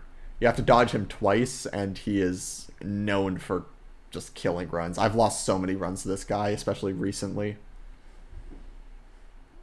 Luckily, he doesn't see me there. We have to pass him again on the way back. But actually, with the new route that was found, like... I actually came up with the idea during this run to escape rope after this fight, so that we wouldn't have to pass that Rocket Spinner again. And it turns out doing that only loses like 1.5 seconds over a very fast Rocket Pass. So it turns out to be, it's absolutely worth it to lose 1.5 seconds to skip a spinner. Later in the game, we actually lose over 3 seconds to skip a spinner. So super worth it. The hard part was finding the money for the extra escape rope, but we did. And so that has become the standard shopping route now. Standard among the, 2 people who run this game. Talk to the Murkrow to get the password. Pass that spinner again. Luckily it doesn't see me. Get the full heal here. Just it's in our way. It's the fastest way to get back this way. And the full heal is actually pretty useful.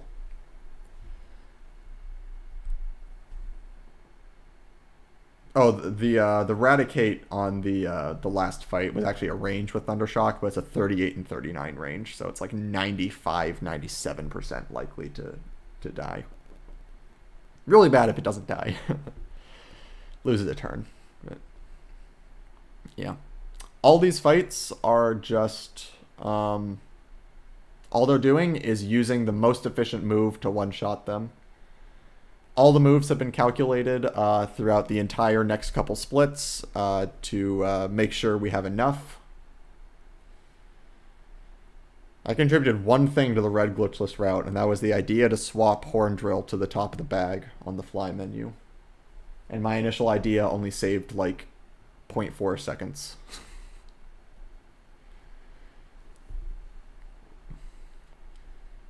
These electrodes can all be shiny because their stats are random and shininess is dependent on your stats. I've never seen one. I've never seen any shinies in any of the games I've run. I feel like I'm overdue at this point, but probably not. Have to kill the electrodes to advance the game. Have to do this entire section to advance the game. I'm actually not sure what you can't do. If you haven't done this yet, I don't know what this gates, but you do have to fight through this section to continue the game. I'm going to slow down to normal speed here to talk about something. So coming up in Price's gym is Douglas. Douglas is a spinner, but we can't use any of our normal spinner passing strategies on him because Price's gym is covered with ice. So you're sliding towards him from a long way away. So you have no time to react to anything he does. You just have to go and hope for the best. On a good run, you would save before Douglas, and if he sees you, you'd manip him. This run is bad, so I don't do that. I just go. And so that's one pass on him, and the second pass, so he doesn't see me. But you can see that you have no ability to attempt to pass him, to increase your chances, because he's off screen when you go past him. All you can do is go and hope for the best. If the run was good on the tile before attempting to pass him, I would teach Hidden Power and save. And if he saw me, I would hard reset and manipulate him so he wouldn't see me. But this run is, as I've said many times, not good. So I don't do that. So that saves quite a bit of time over world record, like 25 seconds, because he saves for Douglas and gets seen, so he has to reset. That was the only chance I had of saving this run, which was YOLOing Douglas and him not seeing me. This Piloswine one is a 2-shot. Ground type, can't hit it with Spark. Strength and Hidden Power both don't one-shot. There's also a 20% chance that he Hyper Potions right there, which is really bad. Luckily, we don't get it. The reason why it's so bad is because you have to use an extra Hidden Power, and like I've said, we're extremely tight on PP, so using an extra move is very bad. And we kill the Gudong. Hidden Power Fire is the second best Hidden Power type, but Ice is better for the run. And you can see we gold Price right there. That is... My gold was already extremely hard to beat, and this run beat it. I don't think I'm ever going to beat that gold, because it requires being extremely aggressive on all your spinner passes and YOLOing Douglas. The reason Ice is better than Fire is because of Lance, I'm sure. You crunch Brock. You don't use Hidden Power. We have to go back to the top of the lighthouse to talk to Jasmine, so that she'll go to her gym, which means you have to pass to Ernest one more time. Yeah.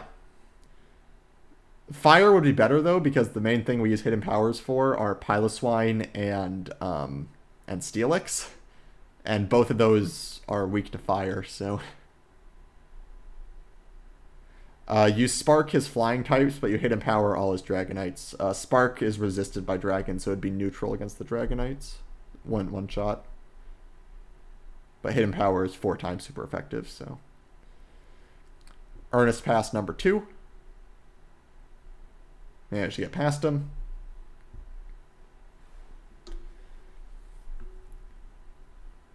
Give her the secret potion. I always have a hard time remembering there's a yes-no text box there, and I'll just mash through it. I remembered this time, luckily.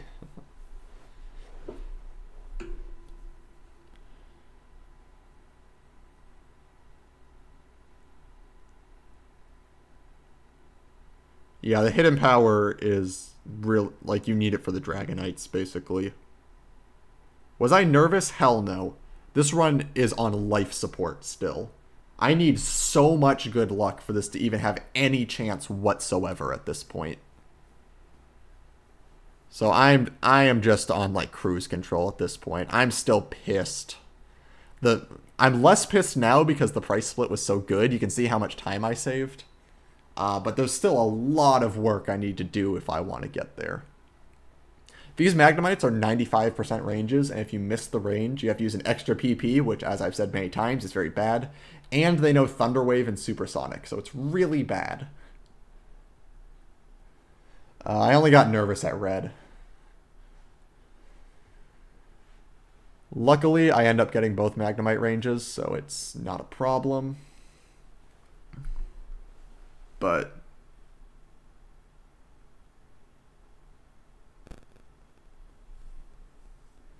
it is really annoying how we don't have a... This is the main reason why Hidden Power Fire is second best, because you just one-shot these things. We don't get Hyper Potion, luckily, so we two-shot the Steelix. So HP Fire would be good for this fight, but Ice is necessary for Lance. If you don't have Hidden Power Ice for Lance, you have no good option for the Dragonites, so... Hidden Power Ground is also another decent one because the Surge fight later is really annoying, but it's far worse than Fire. So now we get to the infamous Rocket section. This is like a half-hour section of the game where you one-shot everything. And I do mean everything. For like 20 to 25 straight fights. There's no tricky movement. There's no cool menus. You're just one fight after another. So I'm going to speed up for this. The whole point of this section is to use our moves as efficient as possible. We have exactly enough sparks, exactly enough strengths, 1 extra Thundershock, and 1 extra hidden power for this section, going all the way back to when we got the free heal from Lance. And so that's what we have planned out. I have a large set of notes that tells me what to use on every fight. I've memorized a lot of it, but it's nice to have the reference. And we're just making our way through. There are only 2 things in this entire section that don't get one-shot. One of them is on the fight after this one. The Muck is a 95% range to one-shot, so it almost always one-shots, but it can live.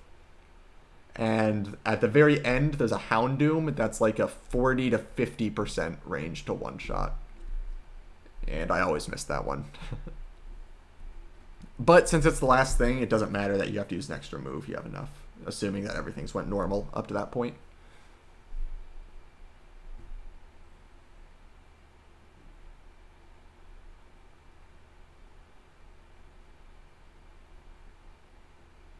Great timing to get a host in my run. Get the Muck range. And now we're just going to one-shot things for a while.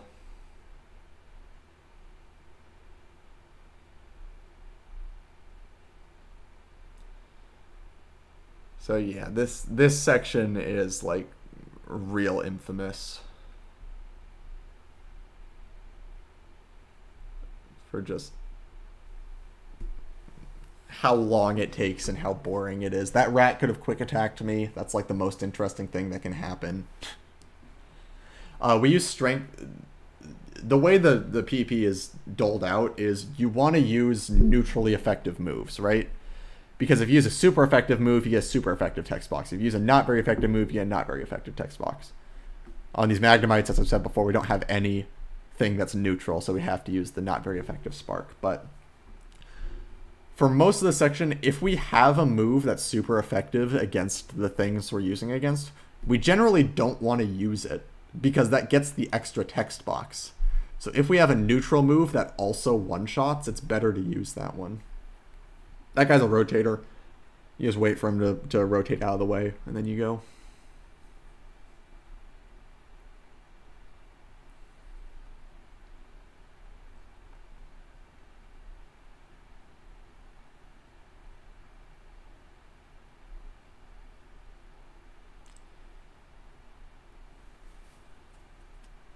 Once I get to Rival 4, I'm probably actually going to skip the video ahead a little bit.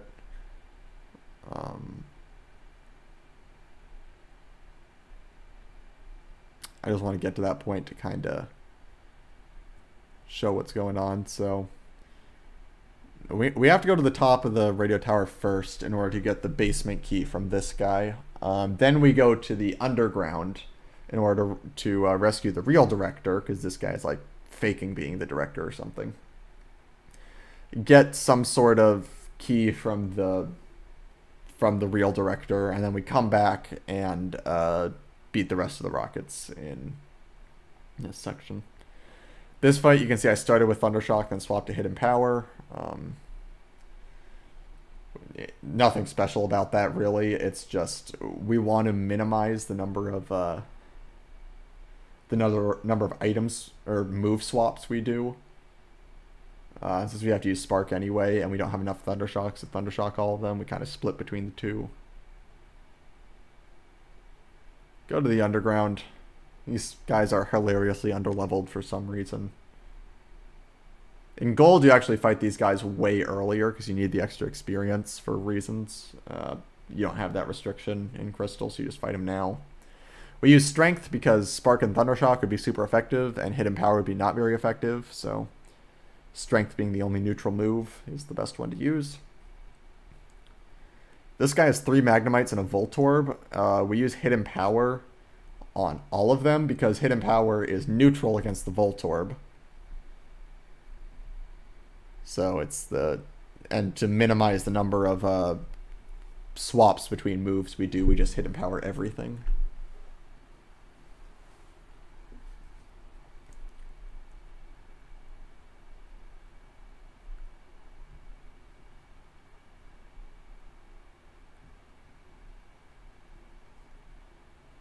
And now we do the Rival 4 fight. In gold, this fight is slightly, like, it's not quite free because you have to set up an X special. And then I think Reganium's a range, maybe? I don't remember. On this fight, you just one-shot everything. Spark. Spark. Still one-shots the Magnemite. XD. Spark. You can just tell how over-leveled we are for this section. Raikou is crazy strong. Spark. And then Hidden Powered the Meganium.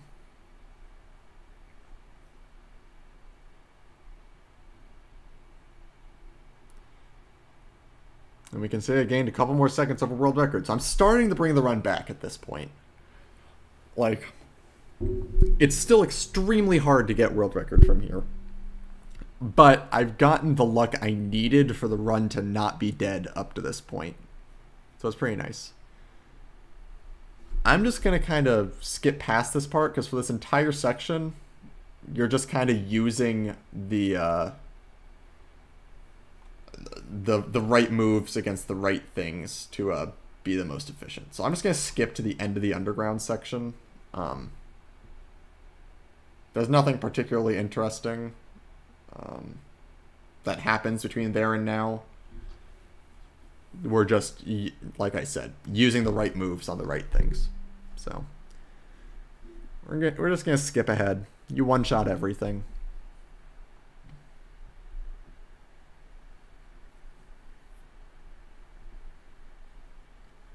I skipped over, like, let's see, 1, 2, 3, 4, 5, 6, 7 fights by doing that.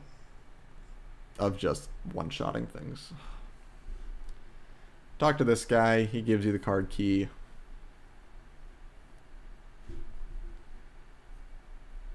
Escape rope out. And now we're going to do... Oh, stop moving there for a second. Don't know what that was. I think it was a keyboard problem. Go back through here.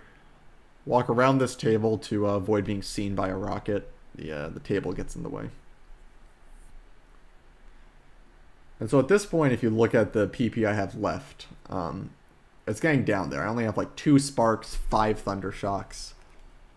Like I've said, extremely tight for this section.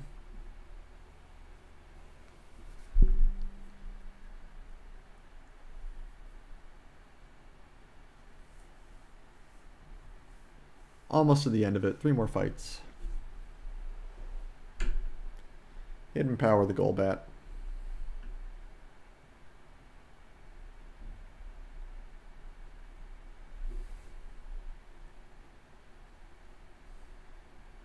This is the executive we fought back in the Underground. She has the same team, except her Gloom has evolved to a Vileplume.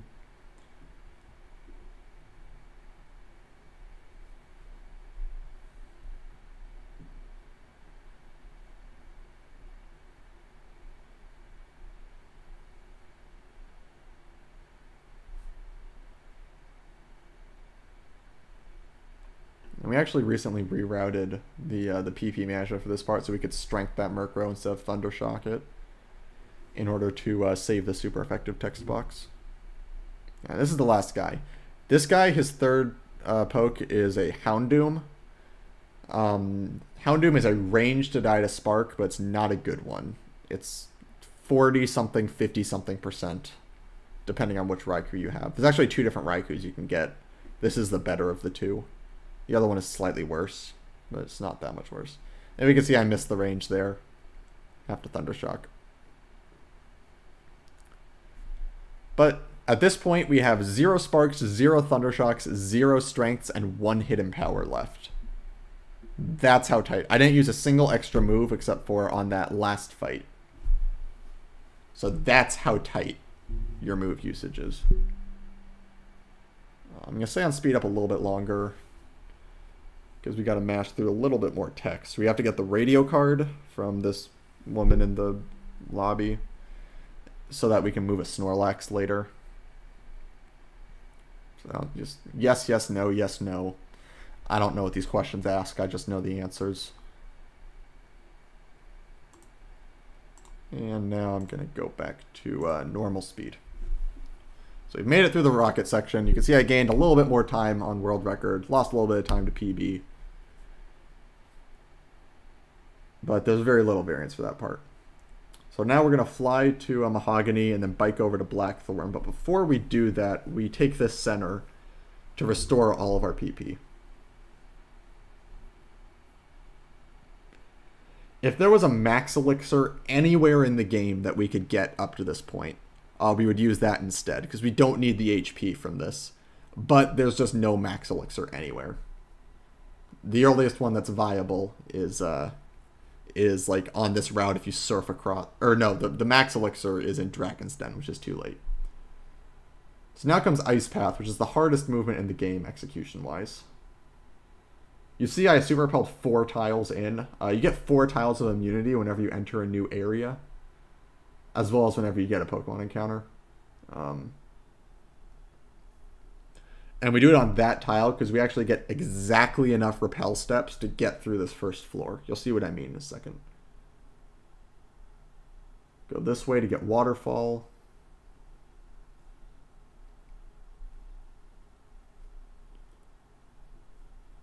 And you'll see where the repel wears out is 1 tile below the ladder. So we can go up to the ladder without getting an encounter, because you can't get an encounter on a ladder tile.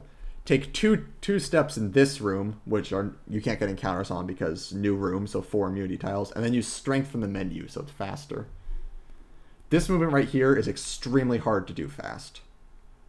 Ah, I messed it up there. Dang, this is not good. Messed it up. Unlucky. It's really, really hard to do that movement fast. That wasn't as bad as it could have been. If you accidentally fall down the hole, you lose a ton of time, but... yeah, knowing that I messed that up. Make our way through the rest of it.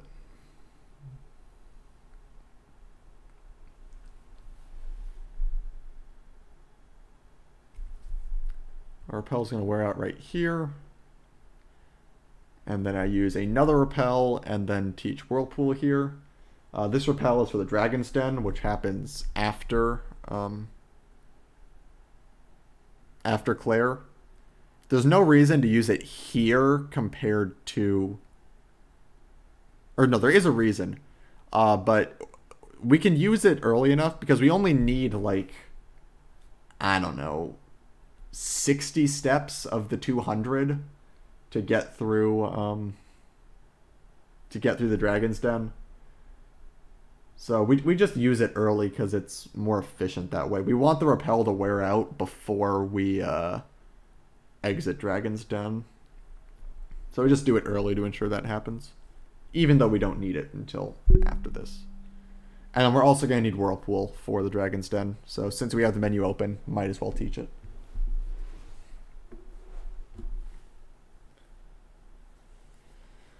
You may have noticed that our Croconaw has kind of completed his transformation from our main poke to an HM slave. Unfortunately, can't learn Waterfall. If Croconaw could learn Waterfall, then we would teach it in its 4th move slot, and it would mean we don't have to get a Dratini later to teach it Waterfall. Would save quite a bit of time, but unfortunately we don't get it.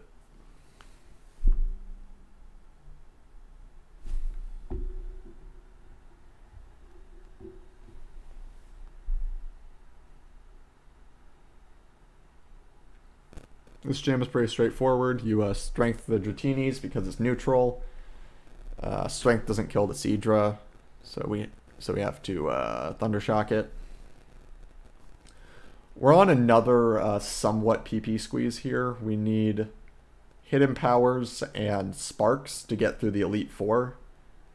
We have plenty of extra Thundershocks and Strengths, but we need to make sure we have enough Hidden Powers and Sparks to get through all of the Elite Four. So we only Spark and Hidden Power the things that absolutely need it, basically.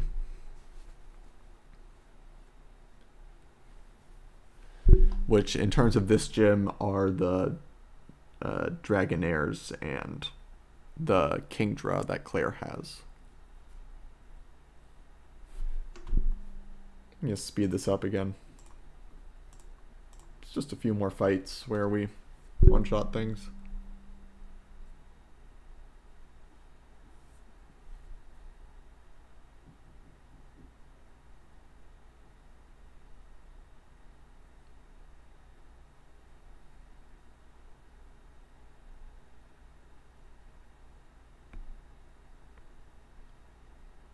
Yeah, I'll upload this to YouTube.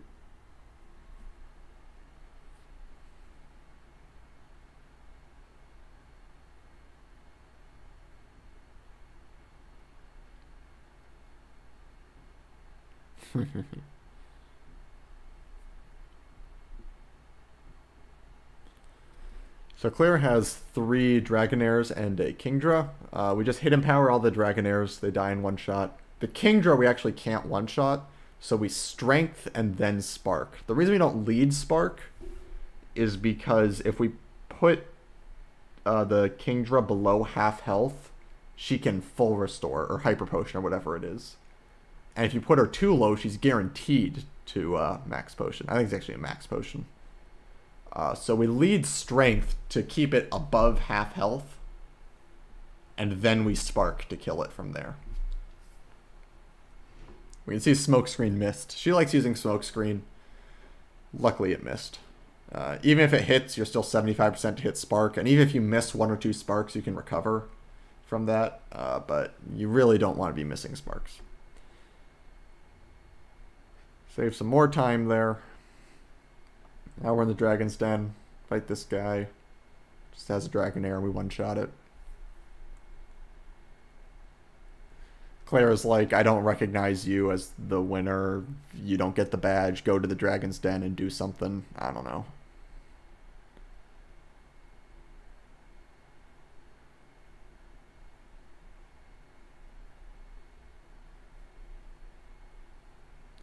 You have to answer these questions from this guy. If you answer them wrong, he just says, "What? I didn't hear you," and gives you another chance. 1, 1, 2, 1, 2 are the answers that are the fastest. Nothing particularly interesting. I'm going to stay sped up for the rest of this, but then I'm going to slow it down because there's something I want to talk about.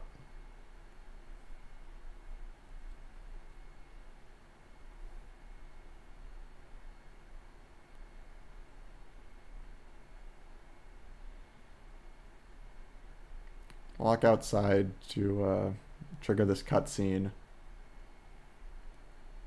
And then we go back and get the Dratini from this guy, because we need something to teach Waterfall to. Alright, so now there's gonna be we're gonna teach Waterfall, use a super repel, and then escape rope. We're gonna set up this repel so it wears out on the tile right before Joyce, which is a spinner. We've seen this a couple times before, once on Anthony and once on Olivia, where I repel in a specific spot in order to get it to wear out right before a spinner to try to get a good pass on. Same idea here. However, to get this one to work, I need to do very specific movement to take a few extra steps to get to wear out on the right tile. First thing I do is I take a step right here. I need to shift the parity of my step count, basically. Because normally, if I'm normally walking, I can only take extra steps in multiples of 2. I need to take 1 extra step, so I take it before I fly here. That gets the parity of my step count lined up. And now you see I take 2 extra steps here. I'm going to take a few more extra steps just to get the repel to wear out just in time for Joyce.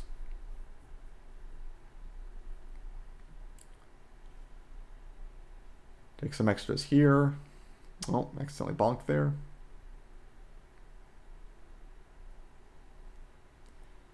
Take a couple extra here. Surf down so I don't have to fight one of these guys.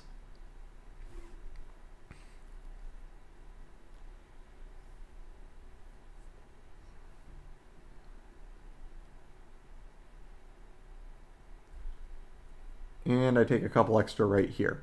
So now that I've done this, you'll see my repel wears out right there, and I get a right spinning Joyce. So I go bottom underneath her, which is somewhat risky. This is also a somewhat risky pass, but luckily it works out. And I set up another super repel because I need to set up a super repel to get through Victory Road. And it's good to do it on the spinner because pausing for spinners means you're more likely to, means it's easier to pass them. So might as well also repel on the same menu that you're pausing on. Hello. This is actually a range. I've never missed it, but it is a range. Kind of spoiled the outcome of that, I guess. Alright. So now I'm going to spend this time talking about the Elite Four. The entire Elite Four revolves around Karen, basically. Karen leads an Umbreon, which is extremely tanky, and knows both Sand Attack and Confuse Ray. So, worst case scenario to set up on. I need to set up 2x specials on her. And I have no X accuracy, so if I get Sand Attack, I'm basically screwed. So the solution to this is to manipulate her AI. If you're above 50% health for Karen, then she is super favored to use Sand Attack. However, if you're under half health, she's very favored to use Feint Attack, which Feint Attack does very little damage. We don't care about it, right?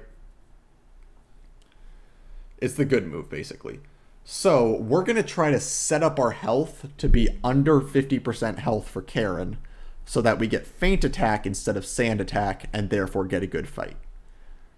And so this fight right here and the first 3 Elite Four members are all about getting our health just below that 50% mark so that we can tank 3 Feint Attacks and not get put into quick attack range. This isn't a one-shot, and I got Thunder Waved, which it normally does. Unfortunate. But then he hits Sonic Boom. Money is extremely tight. Also, Guard Spec does not protect against Confuse Ray.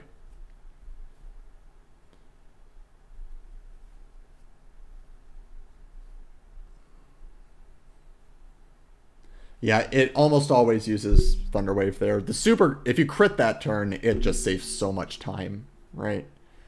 Save a turn, skip Thunder Wave. Super useful. You can see we got hit with Sonic Boom, so that started us off. And so now we need to just... I'm aiming for like 93 health at level 53 is what I want to be down at.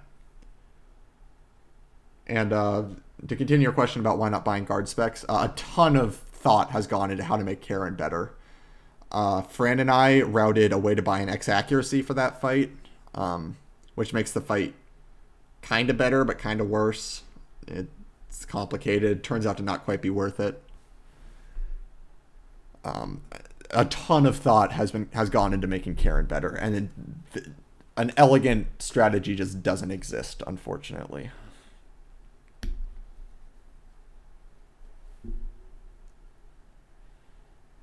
Oh, I intentionally go on the left here because it means that the rival will walk less to go off screen.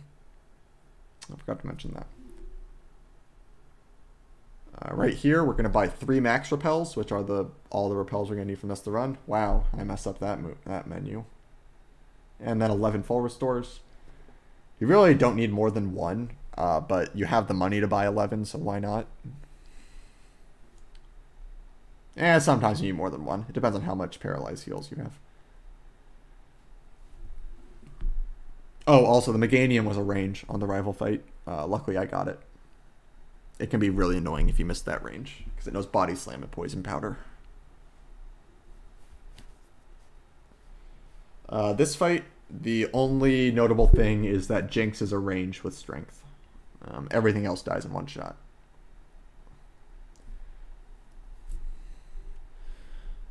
So now I'm seeing I need to take around 65, like 67 to 70 health right here in order to be under half for Karin. So I know I'm going to take a little more than 30 on Bruno's Hitmontop because it always uses Dig, and that does a little more than 30. So I need to take around 40 more. And so the best way to do that is to stall a turn on the Hitmonlee. Because the Hitmonlee will either use High Jump Kick. No, it just uses High Jump Kick. Sometimes it uses Swagger, which is terrible. But it usually uses High Jump Kick. And that'll do enough damage to get me underneath. In addition to a Mach Punch from Hitmonchan, which has priority. So that's my strategy right now. I'm thinking, okay, I'm going to stall 1 turn on the Hitmonlee in order to take the damage I need to get under 50% HP for Karin. So that's my game plan at this point. Saved a lot of time on my PB because my PB sucked there. It was a really bad Rival 5 fight. So now we're on Koga. Koga leads an Ariados, which is an 83% range, 81% range, something around there. And if you miss the range, it normally uses Double Team, which is bad, but can use Giga Drain. And we'll see, I actually get the rarest possible outcome, which is I miss the Ariados range,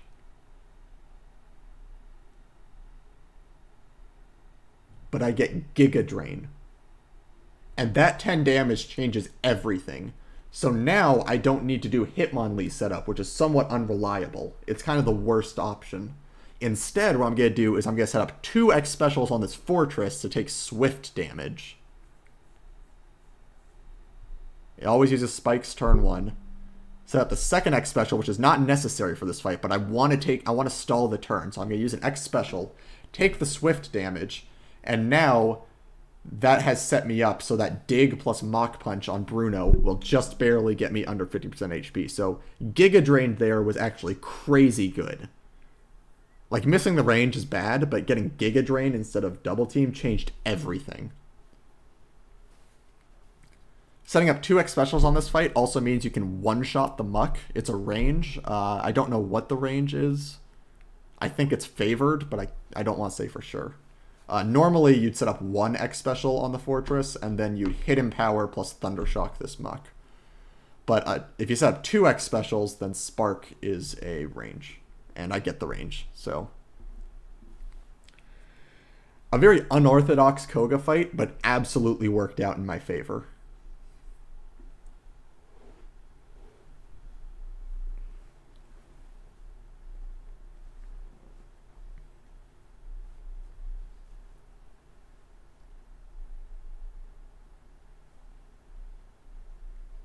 And so you can see, because I've gotten so lucky this run ever since Rival 3, I have actually brought this run back. Like, this run is not out of the question to get world record now. I'm a little bit behind PB. I'm 30 seconds behind world record, but world record loses more than that in Kanto because he hits a spinner. So I'm like back in this at this point. I thought, how is this even possible? But somehow I'm back in it. Anyway, the Hitmontop, I need to set up 2 X specials for this fight. It always uses Dig. It's 1% to use Detect, but I've never seen it. Always uses Dig. That Dig does 31 damage, which is a reset. Well, I was a minute and a half behind earlier in the run is the problem. But somehow I brought it back because of how good the luck has been since then. So now I need to take around 16 more damage. Yeah, I need to take 16 more damage to get 50% HP or less. And the Hitmonchan always uses Mach Punch, which does like 16 to 19 or something. So it's like, it's perfect, basically. Now, being at under 50% health doesn't guarantee a good Karen fight. She's still like 30% to sand attack you. Less than that. She's like 20% to sand attack you over the course of the fight. Take 19 there. So just barely under half health, which is great. Doesn't guarantee a good fight, but it makes it quite likely that you'll get a good fight. Karen is absolutely a run killer, though. One of the few run killers once you get Raikou. It's like the only run killer once you get Raikou, actually. Yes, Karen is Gen 2 Agatha. Good description.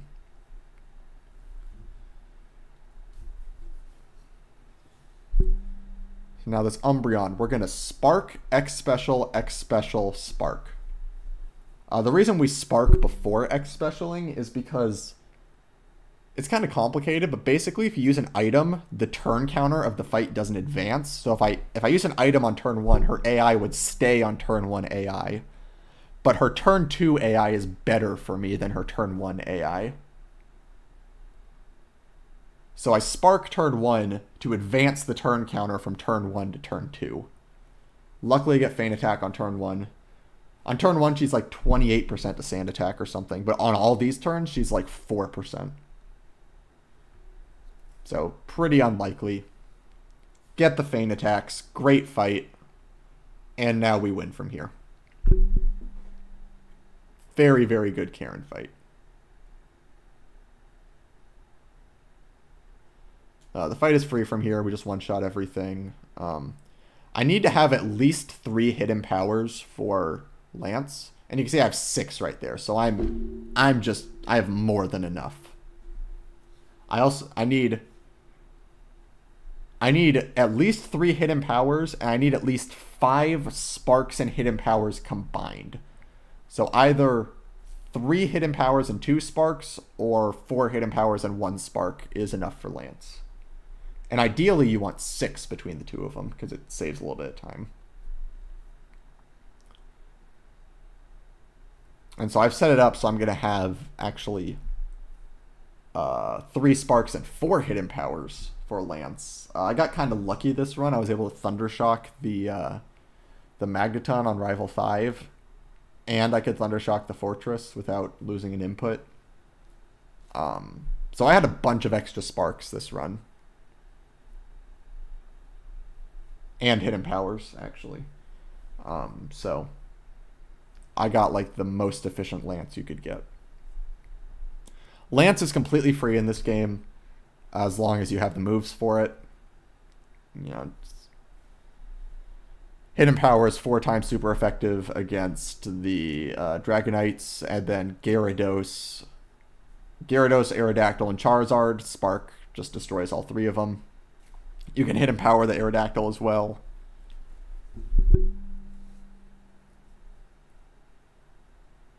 Just as long as you have enough sparks and hidden powers, it's a completely free fight.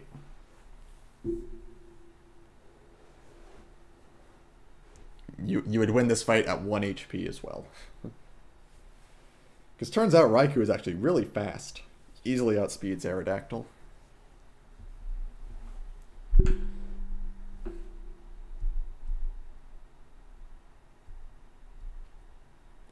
And so that comprises the Johto section of the run.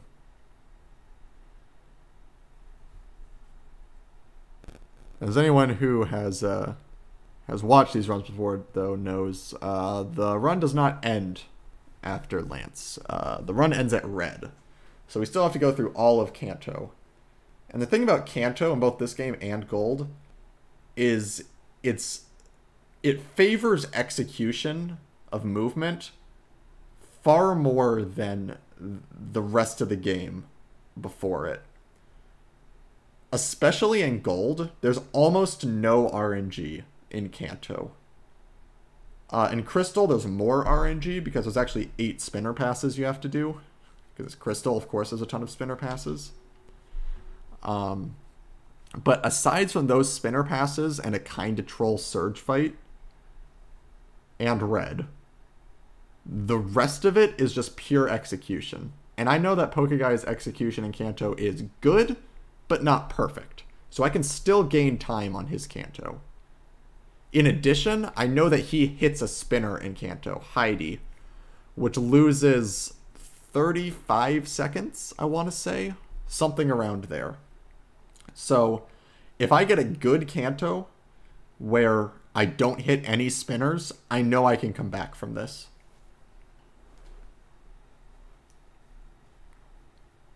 Which, again, blows my mind at this point. That this run has any chance whatsoever at world recording. But if I don't hit any spinners, it's actually pretty likely that I get world record from this point. Oh, yeah, I can name every spinner from memory. Yes, you become intimately familiar with the spinners in this game. There are 30 spinner passes over the course of the run. Something like that. Also, another thing that I like doing at this point is I know how long a good Kanto is, so I'll look at my Lance time and calculate the Kanto I need to world record. So in order to world record from here, I need a 45-50 Kanto to get a 309.23, which is a good Kanto, but not a great Kanto. I don't need to be perfect in terms of execution. It just needs to be good. You wait until this saves, and then you soft reset. It's just the fastest way to get back to the game.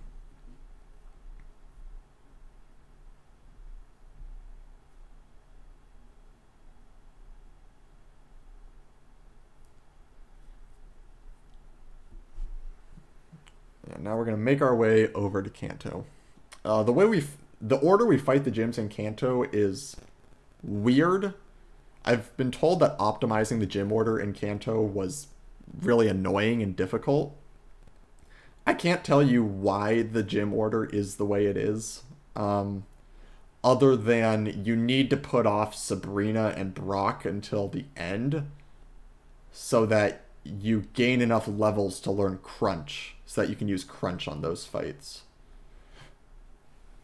You learn Crunch at level 61, and we're like level 54, 55 right now. So we need to put it off for quite a bit. However, aside from that, I can't tell you why the order is the way it is, other than a lot of people have worked on optimizing the order, and this is the best one there is. Which is really annoying, because the Surge fight sucks. It'd be really nice if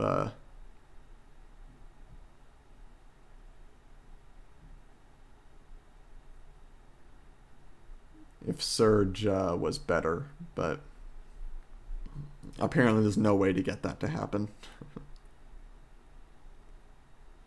First thing we have to do is we have to do this little SS Anne side quest. We have to find this guy who's slacking on his work, beat up his pets, and then go find a girl who's hiding.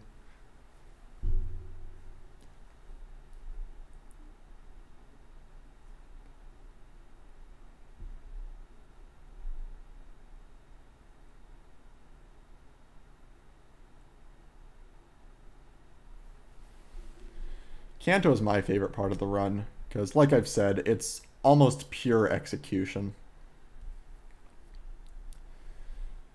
Aside from the spinners, which do suck.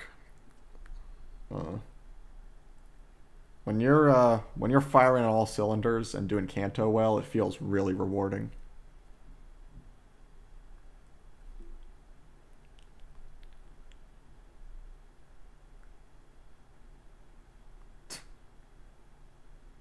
The answer to that question is no. In fact, I'm putting it off by doing this.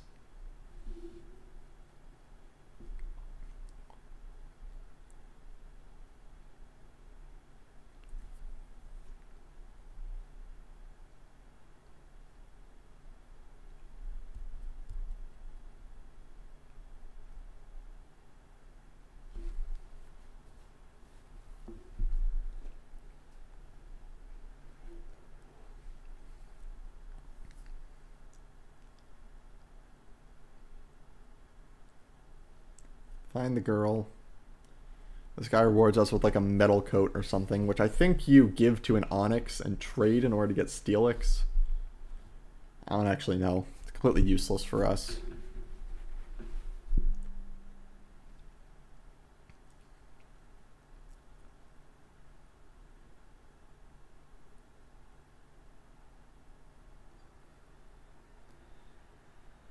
We fly to Vermilion because it's faster to get there this way than walking.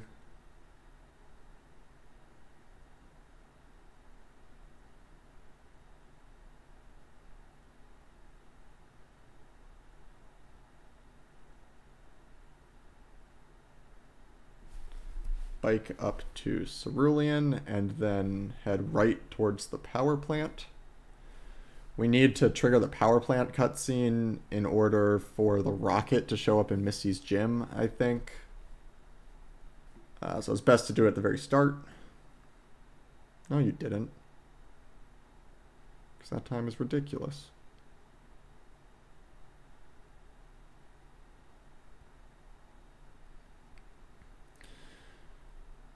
It's faster to go this way than to bike through Rock Tunnel. In Gold, it's actually faster to go through Rock Tunnel because there's like 4 required trainers on this route, but in Crystal there's only 1 required trainer. So we go this way. It's nice at least because Rock Tunnel is dark and we don't have flash.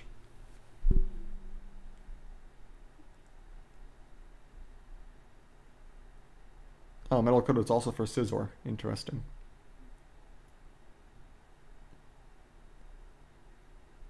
No.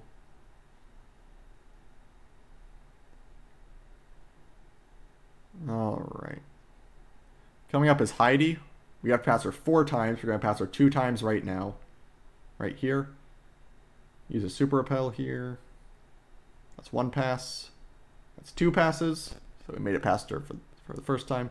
We need to come back here again later, so we need to pass her 2 more times. Pokeguy hit her at that point. So he lost like 40 seconds on this split because of that. However, on the next split, when we have to come back here again, since he already hit Heidi, he doesn't have to worry about passing her again, so we can just bike straight past. So he saves time over me on the next split, but it's like not even close to 40 seconds, you know. So I gain a lot of time on this split, lose some of it back the next split. And at this point, if I hit any spinner, the run's just over. I don't even have a chance of PBing if that happens.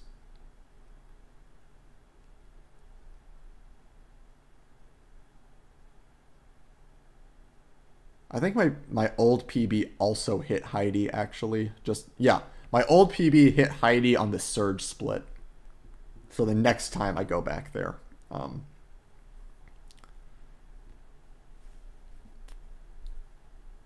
So on the next split, I'm going to save a lot of time over PB.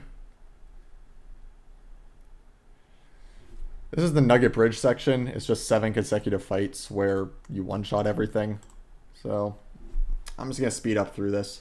This is the slowest part of Kanto. You just got these fights you got to grind your way through. Similar idea to the Rocket section where I'm just using the most efficient move I can to avoid super effective text boxes where I can. And to make sure I have enough... I have exactly enough sparks for the entire Kanto section. I have exactly enough hidden powers. And I have 1 extra strength. So I'm also managing my PP here, just like the Rocket section. Very important that you use the right moves on the right things. You don't need the metal code at any point through the game. But yes, I can list in order the name of every single spinner you pass in this game. You become intimately familiar with them.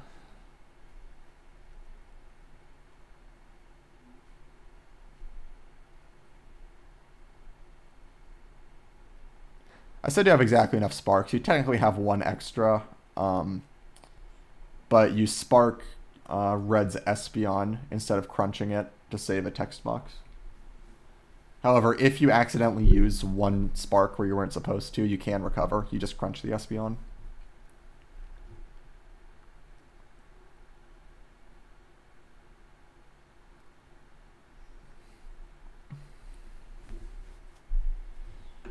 You do, however, have exactly enough hidden powers.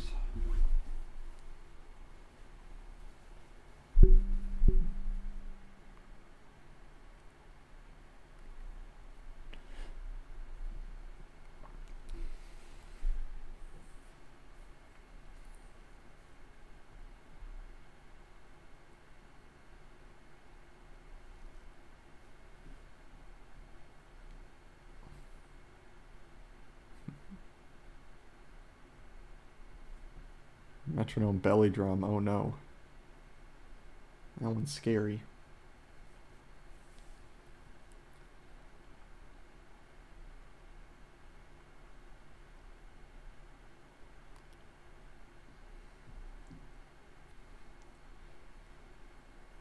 Now we've made it to the end of the Nugget Bridge section. Fun fact, if you accidentally talk to this guy right here, that I just biked past, you have to fight him. I've seen someone do that once. Anyway, slow us back down to normal speed. Gonna fly back to Cerulean and fight Misty. In order to avoid these trainers, what I'm gonna do is I'm gonna surf on this, through this part, pick up the machine part on the way up, surf again to go around this girl, and then fight her. That's actually relatively new movement. Not super new. It's been around for a few months, but somewhat new. The old strategy is you just go all the way to the right and then surf left to talk to Misty, and then you get the machine part on the way down. But this turns out to be slightly faster. This fight, we one-shot everything except for the Quagsire, because ground types are the bane of our existence. So we two-shot that with hidden power plus strength. it almost always uses Amnesia. So it's unlikely that anything goes wrong on this fight. Yep. Get Amnesia.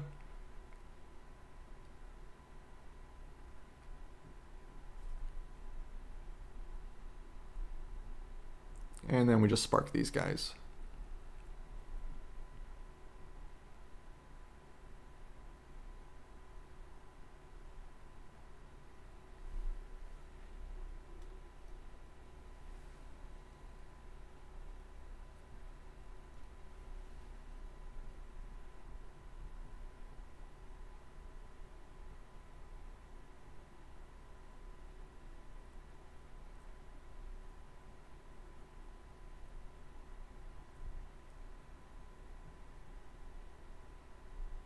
And you can see how much time we saved on world record. Right, about 40 seconds. At this point, that's just about all the time saved left in the run. There's not a lot left. So, in order to have a chance at this, I gotta really play well. So coming up right here is the third and fourth passes of Heidi. Again, really important that she doesn't hit me. If she hits me, the run's over.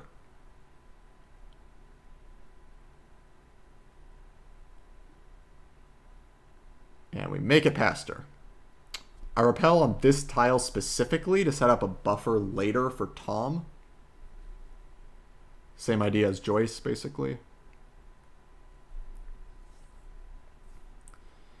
We have to go back to the power plant in order to fight Surge.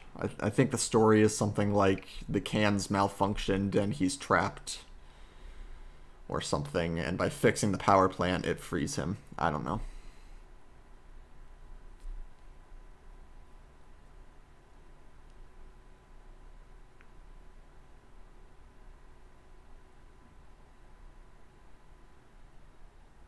I don't think so.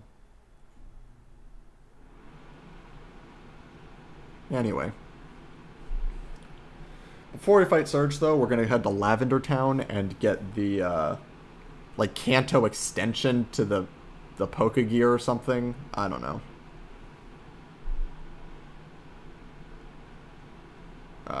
We need to get something to wake up the Snorlax, basically. So we got to go over this way. This guy right here is Tom. We have to pass him 3 times. So I'm waiting for a good pass. That one's pretty good. Go on that one. That one's pretty good. Doesn't see me. Get a bad buffer, unfortunately. But this is a good pass, and he doesn't see me. So at this point, that didn't lose very much time to Heidi. I'm past Tom. There's only 1 spinner left, and I'm ahead of world record. So at this point, I start to think, all right, this could actually be world record. Which is hilarious, again, because I lost 1.5 minutes to the Rival 3 split. But it is actually possible to get it from here. There's very little variance left in the run. So as long as I play well and execute well, I know I've got a pretty good shot to get it. Make our way to Surge. This is... Oh, we have to fight 1 guy before Surge. We just strength twice.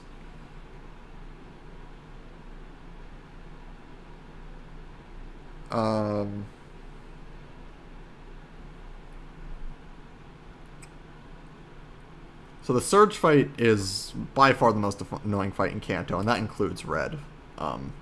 We have to set up an X special on his Raichu, because we don't have good moves for his team. So we need the extra boost. After that, so we give the Raichu a turn. The Raichu loves to use Thunder Wave, which I gotta heal off if it hits me. And then after that, Hidden Power is actually only a range to kill the Raichu. And if you don't kill it, you can get, paralyzed again. And then on top of all of that, you don't one-shot the Electabuzz. You have to two-shot it, and the Electabuzz control you. So a good fight here kind of makes or breaks the run. I know I said it was a pretty decent chance, but this fight can make or break the run, really. Use the X special. I get Thunder Wave. It hits. It's only 75% accurate if the AI uses it, so I get unlucky and it hits. Thunder, miss. That's really good, because if it hits, then it can paralyze me again. And I get the hidden power range. So, okay. That's a perfectly fine... Sorry, try. That's perfectly standard. Just one paralyze, easy.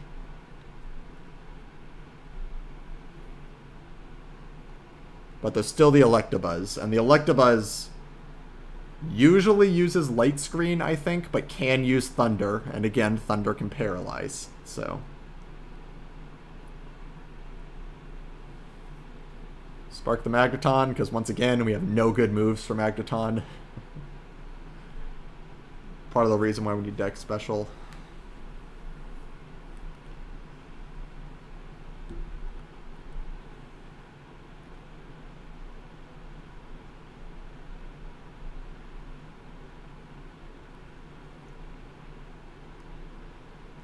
And then we two-shot this Electabuzz. We Thunder Shock and then Strength. Thunder Shock first because we need to get off before he light screens, I think. I actually end up critting this Thunder Shock.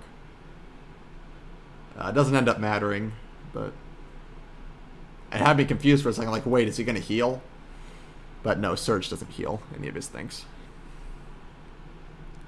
So now, Gold Surge. Still lost 2 seconds to world record, but golded that split, which means it's the fastest I've ever done that split. And I'm now 50 seconds ahead of PB. So with that good Surge fight, now I'm really thinking, wait, is this actually going to be the world record run?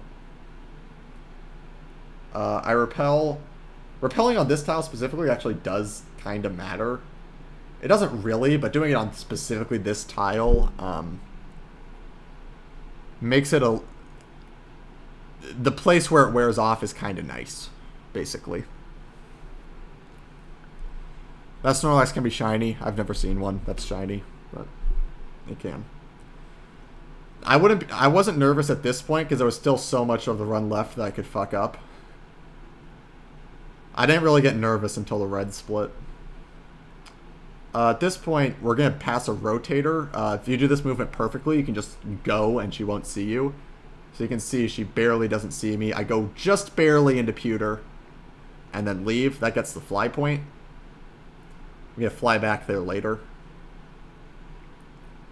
If it were shiny, the run would not be over. Repel wears off right here, which is pretty nice because I can go right around that guy.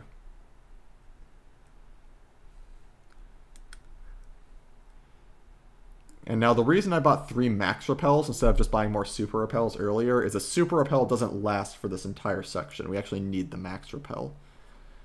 Same for Mount Silver. We need 2 max repels. 2 supers aren't enough, I don't think.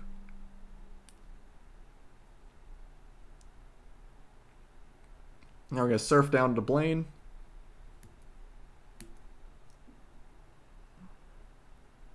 Talk to Blue right here. This gets him to go back to his gym in Viridian. You don't actually have to have the 7 other Kanto gym badges to fight Blue, funnily enough.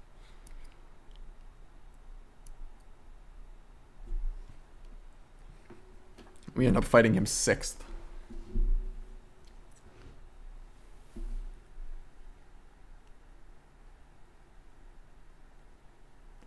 And so this guy coming up is actually a spinner. But we can just not have to worry about passing him by just going up and around. It's optimal to keep him on screen as long as possible, because in case he gets stuck, then you can safely pass him without having to go all the way around. So if you get lucky enough to get that, it saves a couple seconds. I've never gotten it. Or I take it back. I got it once, but I wasn't doing the optimal strat, so I wasn't ready for it. This fight we have to set up an X special. This Magcargo can choose between Flamethrower and Curse. I get Flamethrower, which as long as it doesn't burn is fine, and it doesn't burn.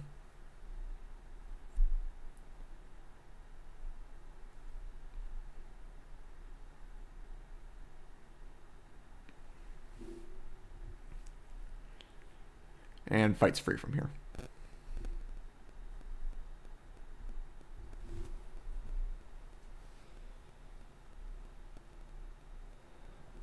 Just gonna speed up for a little bit. Just spark this.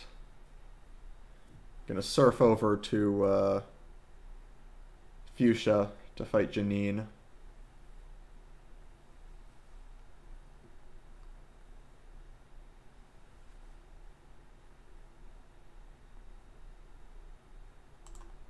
That's actually something I want to talk about here.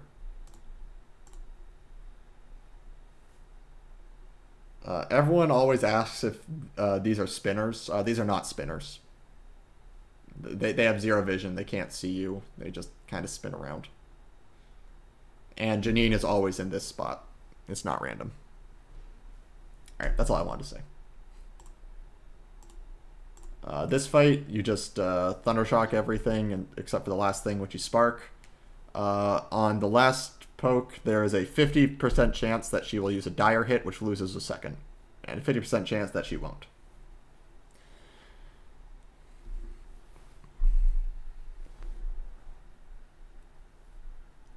These Weezings are actually ranges if you have worse special attack. We used to have an old Raikou Manip that could get a pretty bad Raikou. And sometimes it would make that ranges, but it's still very likely. With this one, they're guaranteed.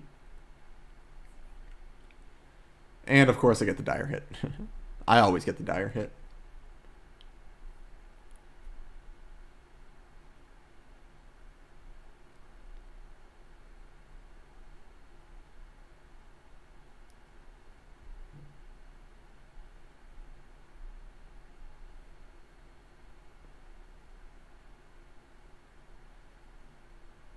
So next up, we go and fight Erica.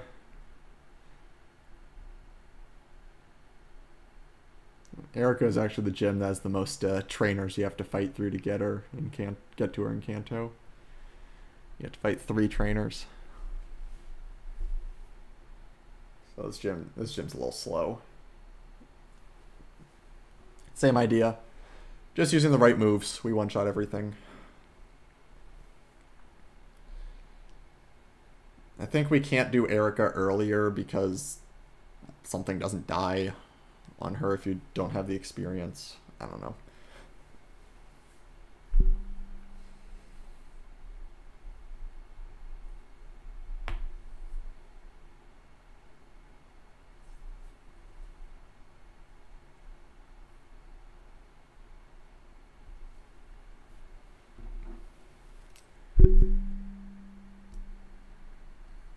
And then after her, we just have Blue, Sabrina, Brock, and Red. And then that's the end of the game.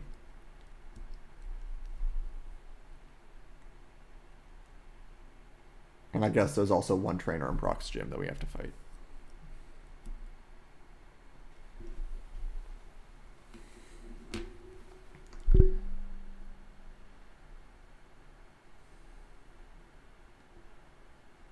This fight is pretty free. I think you have to hit empower the Tangela because it's super physically bulky, so strength doesn't kill it. Yeah.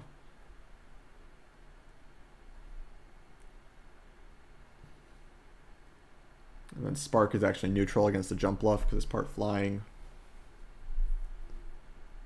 And then we strength these last 2 things. Oh, nope, we hit empower. Never mind. Strength doesn't do enough damage. My bad.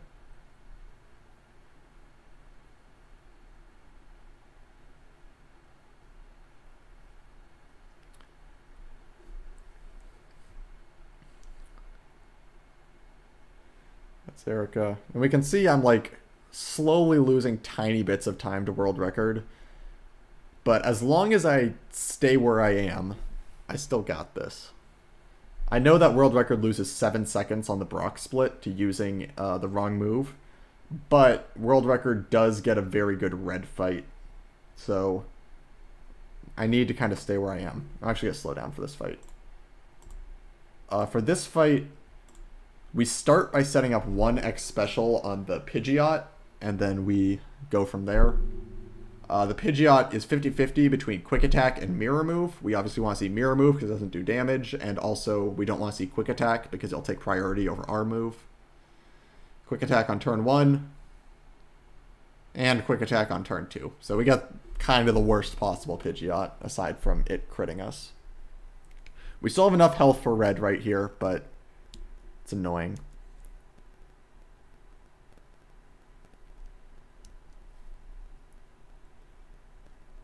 Hidden Power the Rhydon. This is another reason why you need Hidden Power Ice.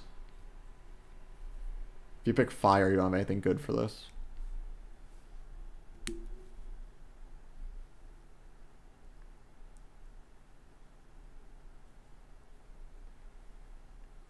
Spark the Alakazam. And now comes out the Exeggutor, which 1x special isn't enough for the Arcanine. It also might not be enough for the Exeggutor. So we're going to set up a second X special here. And we can do that because this Exeggutor will only ever use Leech Seed or Solar Beam. Both of which are useless. We get Leech Seed here. It misses. Even if it hits, it's perfectly fine because Leech Seed doesn't trigger if you KO the opponent, and we're going to KO everything from here. So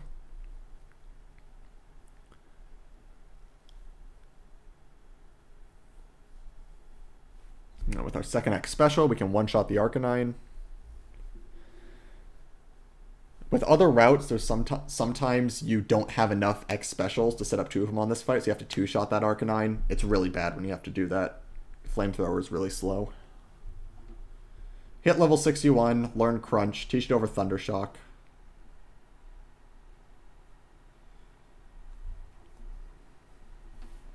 Because we still need Spark and Hidden Power, and we can't teach over Strength because it's an HM. And then we Spark the Gyarados, which probably massively overkills it. Double damage on top of 4 times super effective. Now that we have Crunch, we can go and fight Sabrina. Lost time because I got Quick Attack on the bad turn. And coming up is the last spinner of the run, which is Rebecca. Those who know me know that in my Gold World record, I hit Rebecca on a really good pass, and it was really triggering.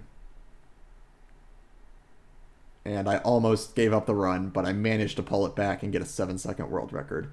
So Rebecca is kind of my arch nemesis. And we get past her in a really scary pass, but we get past her. And so now, the only thing left in the run that can fuck me over is red. I'm going to fast forward for this part, because we just crunch things. The only thing left is red and my own execution in Mount Silver.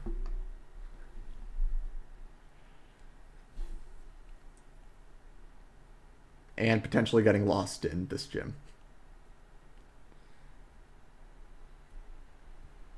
That's a joke. Crunch these guys. They just go down.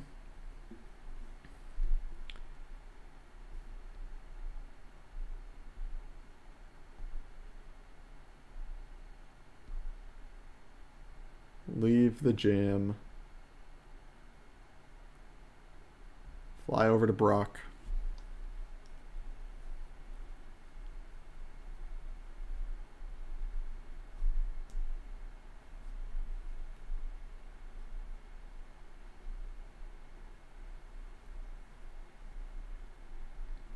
Crunch this.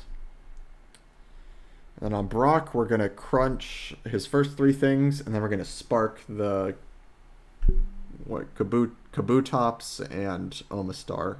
Is Kabutops the evolved one? I can never remember. I think it is. Or is it Kabuto?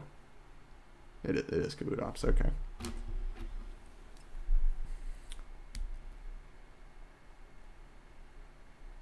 And if we didn't have Crunch for this fight, we'd have to Hidden Power all these things, which we don't have anywhere near enough Hidden Powers to do this. So we have to put Brock off all the way to the end. I'm not playing. This is a post-commentary. I've already done this run in the past. I'm just talking over it. But to answer your question, no. Playing on Fast Forward is absolutely not allowed if you're doing real runs.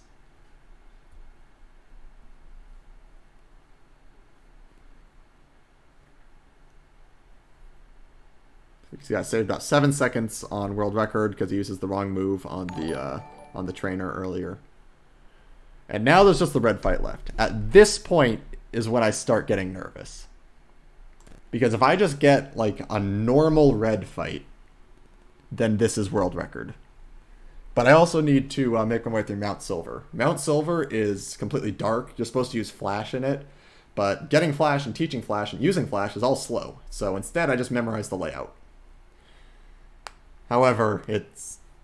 when you're at the very end of a potential world record run...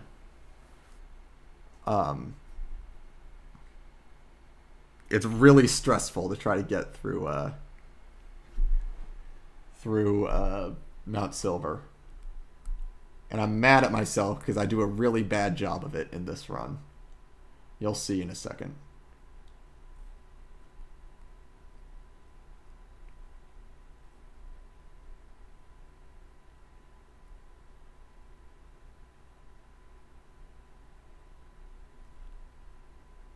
Whoops, bonked there.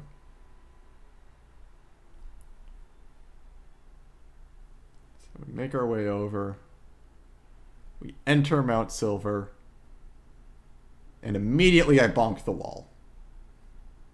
And then I bonk the wall again. Stop moving for a second because my keyboard fucks up. Mess up that turn. You can't hear the bonks, but... And I'm just really mad at myself at this point. Because that was a very bad Mount Silver. It's not bad enough to lose me 23 seconds or anything, but it's just bad. But now we're on the last fight of the game. He leads a Pikachu. Pikachu is 75% to use Charm, 25% to use Thunder. We need to set up 6x specials. Thunder doesn't do a whole lot of damage because we resist it. It does like 40, 35 or so. But it's 30% to paralyze, and that can lose a lot of time if Thunder paralyzes me. So I'm just really hoping to get Charms, because if I have to spend too much time healing off paralysis, then I'm going to lose world record here. I get Thunder on this turn, it hits, doesn't paralyze.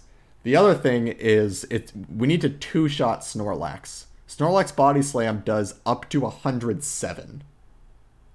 So if I get hit by another Thunder, I'm going to be in Snorlax kill range, which means I have to heal. And I get Thunder on the last turn, but it misses. And that's what gets me there. If I had to spend a turn healing to not die to Snorlax, this might not have been world record. But Thunder missed on the last turn.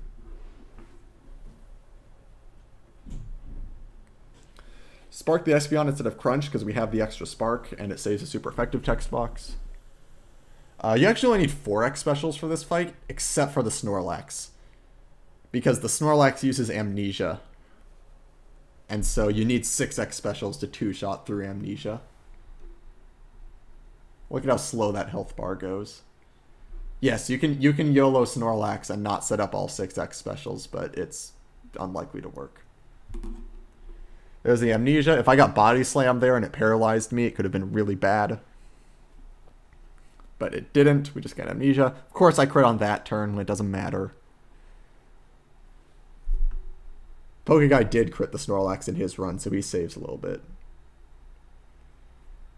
But at this point, that's the run is over, basically. It's a free win from here. And so I'm just like, oh god, is it fast enough? Did I lose too much time? But I'm thinking I probably got it.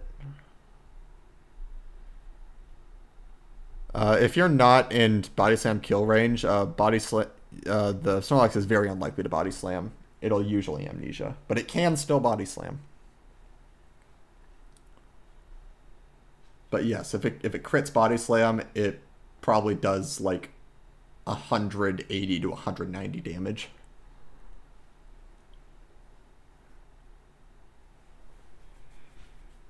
And the last thing, Charizard.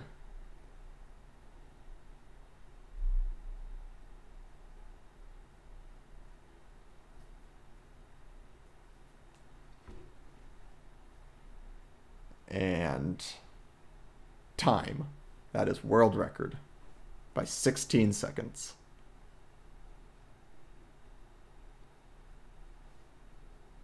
And so, yeah, that is the Crystal World Record. Commentated probably very poorly by me, Wave Warrior. Get a 304 IGT, which is pretty good. And so this run, if I didn't get a completely horrific Rival 3 split, where I lost a minute to Irwin and 30 seconds to Rival 3, this would have been a 307, which is kind of the holy grail of Crystal. You can see on Rival 3, I lose a minute and a half on that split. Even more over world record. Aside from that one split, this run was fantastic. Probably the luckiest run I've ever had if you take out that one split. It's possible my best ever red run that died to Hypno stall stuff was better, luckier, but yeah. That's the run. Thank you all for watching. I am continuing to stream attempts of this because if I don't beat this record, then someone else will, and I would rather be the one to beat it. So if you want to see live runs, you can watch me at twitch.tv/wavewarrior. I do other games too, but right now I'm on Crystal. And I'll see y'all next time.